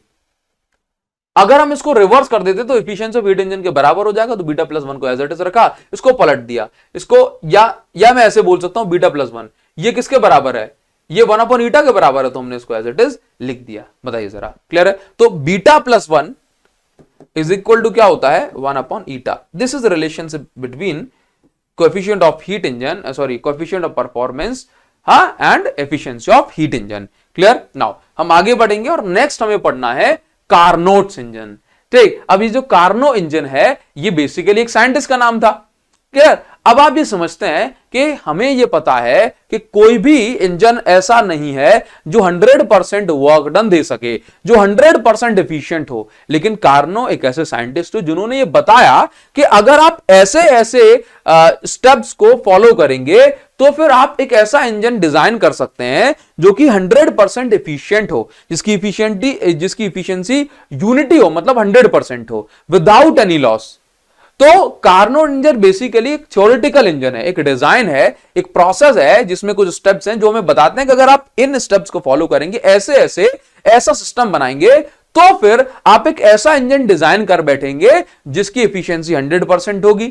क्लियर? तो ये कैसा इंजन हुआ? थ्योरेटिकल इंजन हुआ। अब इसमें कार्नो ने क्या क्या बातें समझाई, देखो जैसे आप अगर नॉर्मल बाइक के इंजन की बात करते हैं तो उसमें पिस्टन नीचे जाता है, ऊपर आता है, मतलब इसमें कंप्रेशन एक्सपेंशन हो रहा है। लेकिन कार्नो ने कहा नहीं बेटा ऐसे थोड़ी ना, ऐसे करोगे तो एफिशिएंसी 100% कैसे मिलेगी। तो कार्नो ने बताया कि देखो ऐसा है कि आप जो 4 प्रोसेस हैं, कौन कौन सी आप प्रोसेस कुछ इस तरीके से आप कैरी आउट करें, मतलब कुछ उस तरीके से परफॉर्म करेंगे। पहली प्रोसेस आप इसको रखें आइसोथर्मल एक्सपेंशन।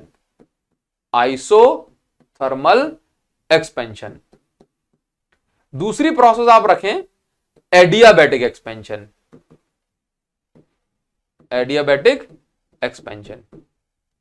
तीसरी प्रोसेस आप रखें आइसोथर्मल कंप्रेशन। और चौथी प्रोसेस कार्नो ने कहा कि आप रखिए एडियाबैटिक कंप्रेशन।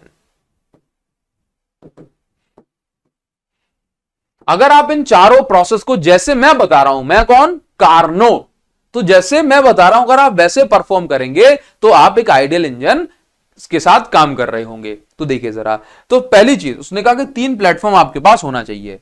ये थ्योरेटिकल क्यों है? तो थ्योरेटिकल इसलिए कि देखो मैं आपको बताऊं, उसने कहा कि 3 प्लेटफॉर्म आपके पास होना चाहिए इस तरीके के कि भाई ये एक सोर्स ऑफ हीट हो। क्या हो? Source of heat. मतलब सोर्स ऑफ हीट तो हो ही, लेकिन साथ में कंडक्टिंग हो। कैसा हो? कंडक्टिंग। कि इस पर अपन इस कंटेनर को रखें, जैसे मतलब सिलेंडर को रखें जिसमें गैस वैस है, तो इसको डायरेक्ट हीट मिल जाए, ठीक, हाई टेम्परेचर पे। दूसरा वाला जो प्लेटफॉर्म है वो इंसुलेटिंग होना चाहिए।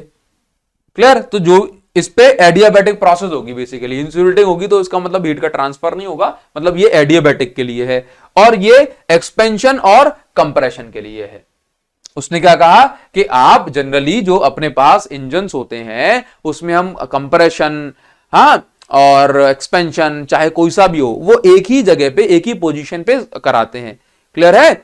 और यहां पर क्या कह रहा है, कार्नो ने ये कहा कि देखो ये जो 4 प्रोसेस हैं ये आपको आइडियल इंजन के लिए फॉलो करनी होगी, उसमें 3 अलग अलग प्लेटफॉर्म होने चाहिए। तो ये यहां पर इसका एक डीमेरिट हो गया।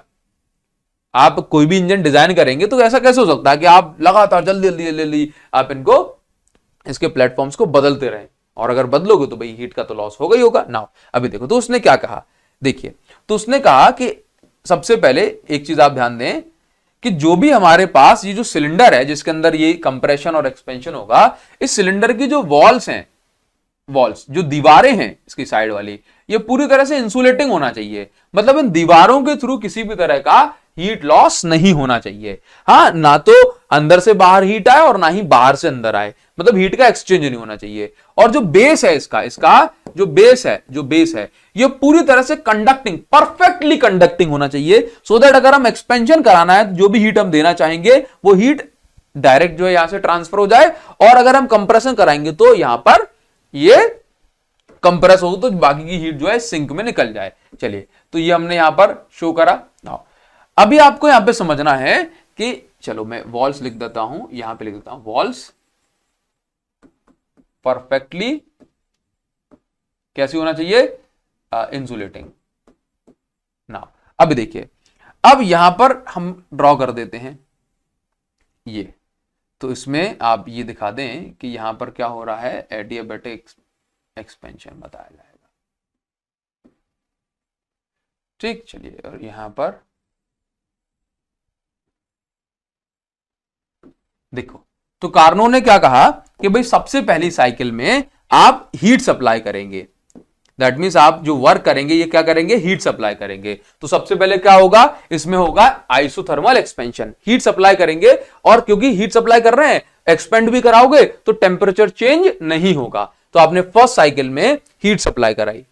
फिर कार्नो ने कहा कि अब जो आपका जो सेटअप है उसको दूसरे प्लेटफॉर्म पे ले आओ, और ये प्लेटफॉर्म कैसा है? इंसुलेटिंग है। मतलब ये बेस तो कंडक्ट, लेकिन प्लेटफॉर्म इंसुलेटिंग है, मतलब किसी भी तरह की हीट ना तो नीचे से जा सकती है ना ही ऊपर से नीचे आ सकती है। वॉल्स तो ऑलरेडी कंडक्टिंग मतलब इंसुलेटिंग थी। तो अब क्या हो रहा है कि आपने पहले इसको आइसोथर्मली एक्सपेंड करा, अब इसको एडियाबैटिकली एक्सपेंड करो। पहले हीट दी जा रही थी, अब हीट भी नहीं दी जाएगी, तो आप इसको एडियाबैटिकली एक्सपेंड करो। तो पहले क्या हो रहा था कि पहले आइसोथर्मली एक्सपेंशन में टेम्परेचर T1 ही था, टेम्परेचर क्या है? कांस्टेंट है। लेकिन ये वाली प्रोसेस में क्योंकि अब आप इसको और एक्सपेंड कराएंगे लेकिन हीट नहीं दे रहे हो, तो टेम्परेचर चेंज होगा। याद रखो कि पहले वाले जो है उसमें पहली वाली प्रोसेस कौन सी है? इसमें टेम्परेचर चेंज नहीं हो रहा क्योंकि आप हीट दे रहे हैं और टेम्परेचर चेंज नहीं हो रहा, और एक्सपेंड भी करा रहे हैं। दूसरी वाली प्रोसेस में टेम्परेचर चेंज हो रहा है, ठीक, चलिए ना, अभी इसने क्या कहा? एक्सपेंड कराने के बाद अब आप उसको कंप्रेस करो, गैस को कंप्रेस करो। तो कंप्रेस आप करेंगे तो भाई हीट तो इसके अंदर बनेगी, तो आप कंप्रेस करोगे तो जो भी हीट बनेगी ये क्या होगा? ये हीट सिंक से पूरी तरीके से बाहर निकल जानी चाहिए, जितनी एक्स्ट्रा हीट इसमें बनी है। तो इसका मतलब ये हुआ कि ये कैसी प्रोसेस है? इसमें भी टेम्परेचर कैसा है? कांस्टेंट है। तो ये कैसी प्रोसेस है? Isothermal compression. कंप्रेस तो आपने किया, कंप्रेस करने से टेम्परेचर बढ़ता है क्योंकि हीट बढ़ जाती है, लेकिन आप इस हीट को बाहर निकाल दो। फिर आप इस प्लेटफॉर्म को चेंज करो, प्लेटफॉर्म को चेंज करके आप इसको एक बार और कंप्रेस करा दो, पूरी तरीके से एकदम जो है मैक्सिमम पूरी तरीके से आपने इसको कंप्रेस कराया। क्लियर है? लेकिन इस बार इसमें हीट चेंज नहीं हुई। तो अगली बार क्या होगा? अगले प्लेटफॉर्म पर रख दो, फिर इसमें एक्सपेंड करा दो हीट देके। तो बेसिकली क्या हो रहा है कि यहां पर कंप्रेशन एक्सपेंशन चल रहा है और यहां पर हीट का लॉस भी नहीं हो रहा। क्यों? क्योंकि जो भी आपने हीट दी वो एक्सपेंड करा गई, फिर आपने और एक्सपेंड करा दी, हीट बाहर तो निकली, फिर आपने कंप्रेस करा तो जो भी एक्स्ट्रा हीट थी सिर्फ वो बाहर निकली, और यहां पे आपने और कंप्रेस कर दिया, हीट बाहर निकली, हीट इसमें बन गई, फिर इसके बाद इस तरह लगा चलता रहेगा। तो मतलब आप ये बोल सकते हैं कि कार्नो ने इस प्रोसेस को बताया, समझाया चीजों को, इस तरीके से करोगे तो भाई काम चल जाएगा। लेकिन ये क्या है, ये सिर्फ आइडियल, ये सिर्फ थ्योरेटिकल केस में हो सकता है। तो अगर हम इस प्रोसेस का ग्राफ बनाते हैं तो ग्राफ वो कुछ इस तरीके से बनता है। कैसे बनेगा? जैसे कि ये मेरे पास एक P है, प्रेशर वाली एक्सिस, और ये मेरे पास एक वॉल्यूम वाली एक्सिस है। क्लियर? नाउ अभी आप यहां पे समझिए कि ग्राफ हमारा कुछ इस तरीके से बन सकता है। देखो, सबसे पहली वाले केस में क्या हो रहा है कि यहां पर जो प्रेशर है, पहले वाले केस में क्या हो रहा है कि एक्सपेंशन करेंगे, आइसोथर्मल एक्सपेंशन, तो भाई टेम्परेचर तो कांस्टेंट रहेगा। लेट्स से T1 टेम्परेचर है, ये टेम्परेचर कांस्टेंट है, ये क्या है? एक्सपेंशन है। ये P1 B1 है यहां पर, और टेम्परेचर T1 इस प्रोसेस के दौरान, और यहां पर प्रेशर हो गया P2 और वॉल्यूम हो गया V2। अब इस प्रोसेस में क्या हो रहा है? नाउ नेक्स्ट, अब क्या हो रहा है? Adiabatic compression, adiabatic expansion. तो एक्सपेंशन मतलब प्रेशर और वॉल्यूम चेंज होगा, प्रेशर और कम हो गया, वॉल्यूम और बढ़ गया। यहां पे प्रेशर को हमने लिखा P3 और V3 वॉल्यूम को, लेकिन इस बार टेम्परेचर लगातार बदल रहा होगा, तो हमने टेम्परेचर में पता ही नहीं कितना होगा, ये टेम्परेचर चेंज हो रहा होगा। अब इसके बाद क्या होगा? अब इसके बाद हमने बताया कि यहां पर आइसोथर्मल कंप्रेशन होना है, तो आइसोथर्मल कंप्रेशन का मतलब है ये कुछ इस तरीके से बढ़ेगा, इस तरीके से ये टेम्परेचर यहां पर चेंज हो, कंप्रेशन को ये बताया। इस पर्टिकुलर पॉइंट पे टेम्परेचर आ गया कुछ P4 B4, और उसके बाद यहां पर हम देखेंगे कि इस प्रोसेस में टेम्परेचर फिर लगातार जो है, क्योंकि हम कंप्रेशन कर रहे हैं एडियाबैटिक कंप्रेशन, तो टेम्परेचर चेंज होगा। तो हम यहां पर इसको बोल सकते हैं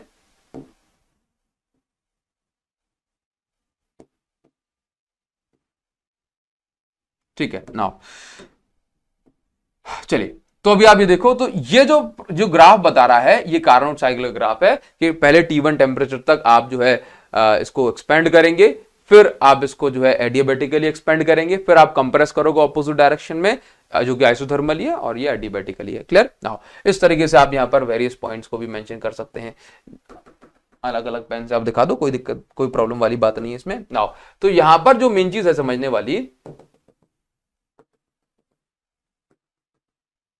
इसको नाम दे सकते हैं आप, let's say this is A B C D K L M N। Clear? Now अभी आप समझो कि अगर आपको वर्क निकालना होता है तो ये प्रेशर वॉल्यूम ग्राफ है, वर्क निकालना है तो एरिया अंडर कर्व निकालते हैं, वर्क निकालना है तो एरिया अंडर कर्व निकालते हैं। चलिए ठीक है। नाउ तो सबसे पहली चीज समझो कि पहले वाले केस में हमने हीट दी तो W1 is equal to Q1, दूसरे वाले में हमने हीट नहीं दी लेकिन वर्क तो किया, कंप्रेस किया, एक्सपेंड किया, तो W2 is equal to adiabatic work आपने किया है, मतलब work done in adiabatic expansion. तीसरे वाले केस में आपने हीट दी नहीं लेकिन ली, तो माइनस Q2। क्लियर? और चौथे वाले केस में फिर से आपने यहां पर ना तो हीट दी और ना ही हीट ली, तो यहां पर हुआ एडियाबैटिक वर्क, तो आपने करा एडियाबैटिक कंप्रेशन। तो आपने पहले वाले केस में हीट दी प्लस Q1, तीसरे केस में आपने हीट ली माइनस Q2, माइनस मतलब वर्क डन ऑन सिस्टम, और दूसरे और चौथे केस में आपने कोई भी हीट नहीं दी, लेकिन क्योंकि आपने एक्सपेंशन और कंप्रेशन कराया तो आपने वर्क तो जरूर करा। नाउ तो अगर मुझे वर्क डन निकालना है, W1 इज इक्वल टू, तो फॉर्मूला क्या होता है? Q1 is equal to NRT1, जो अपन ने निकाला था ना, NRT लॉग बेस, मतलब नेचुरल लॉग, हम इसको पढ़ेंगे log base E V2 by V1। तो ये क्या है? फर्स्ट वाले प्रोसेस में, फर्स्ट साइकिल में आपने हीट दी तो वर्क करा।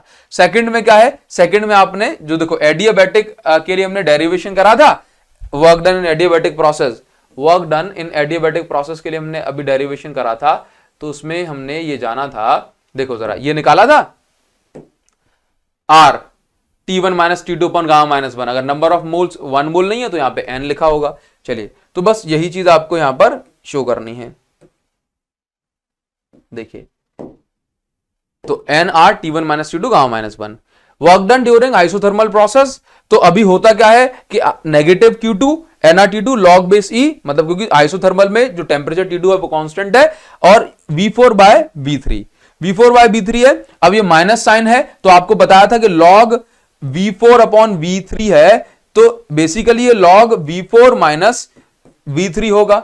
माइनस साइन आने से ये v3 माइनस v4 लिख सकते हैं। मतलब आप ये मान के चलें log में अगर ये है माइनस साइन के कारण, तो ये v4/v3 को v3/v4 लिख सकते हैं। ऐसे बताया था कि भाई log m minus log n ये है, तो हम इसको लिख सकते हैं log m/n। अब मैंने इसमें माइनस साइन लगा दिया तो ये log n minus log m हो जाएगा। तो मैं इसको क्या लिखूंगा, log n अपॉन m। समझे? तो अगर माइनस साइन आ गया इसके आगे, अगर इसके आगे माइनस साइन आ जाएगा तो फिर क्या होगा, तो फिर ये जो है ये पलट जाएगा इस प्रॉपर्टी से। समझे? चलो, तो ये हो गया W3। W4 में क्या है, W4 में है nr T1 माइनस T2 और ये गामा -1 एज इट इज चल रहा है। क्लियर है? नाउ अभी आप यहां पर ये समझो कि नेट वर्क डन अगर मुझे निकालना है, क्या निकालना है, नेट वर्क डन।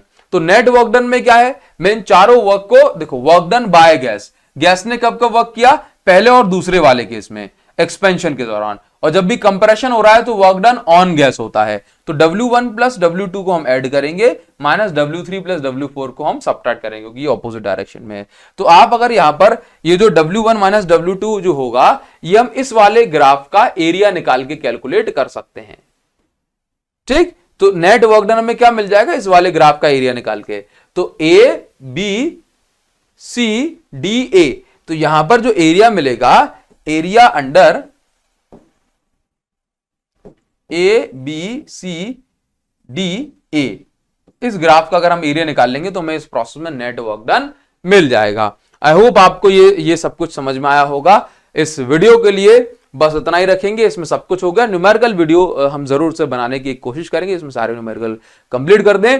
तो आप मुझे बस कमेंट सेक्शन में बताओ कि ये वीडियो आपके लिए कितनी यूजफुल हो पाई। अगर आप मुझे कमेंट सेक्शन में लिख के बताएंगे then this will be a great motivation for me guys. तो इस वीडियो के लिए बस इतना ही, मिलेंगे आपसे नेक्स्ट वीडियो में। टेलीग्राम चैनल को जरूर से ज्वाइन कर लेना, यहां पर ये सभी नोट्स आपको जल्दी ही, बहुत जल्द अवेलेबल हो जाएंगे इस वीडियो के अपलोड होने के जस्ट बाद। क्लियर है? सो इस वीडियो के लिए बस इतना ही। Thank you so much guys, thanks a lot, see you again in the next video. Till then be happy guys.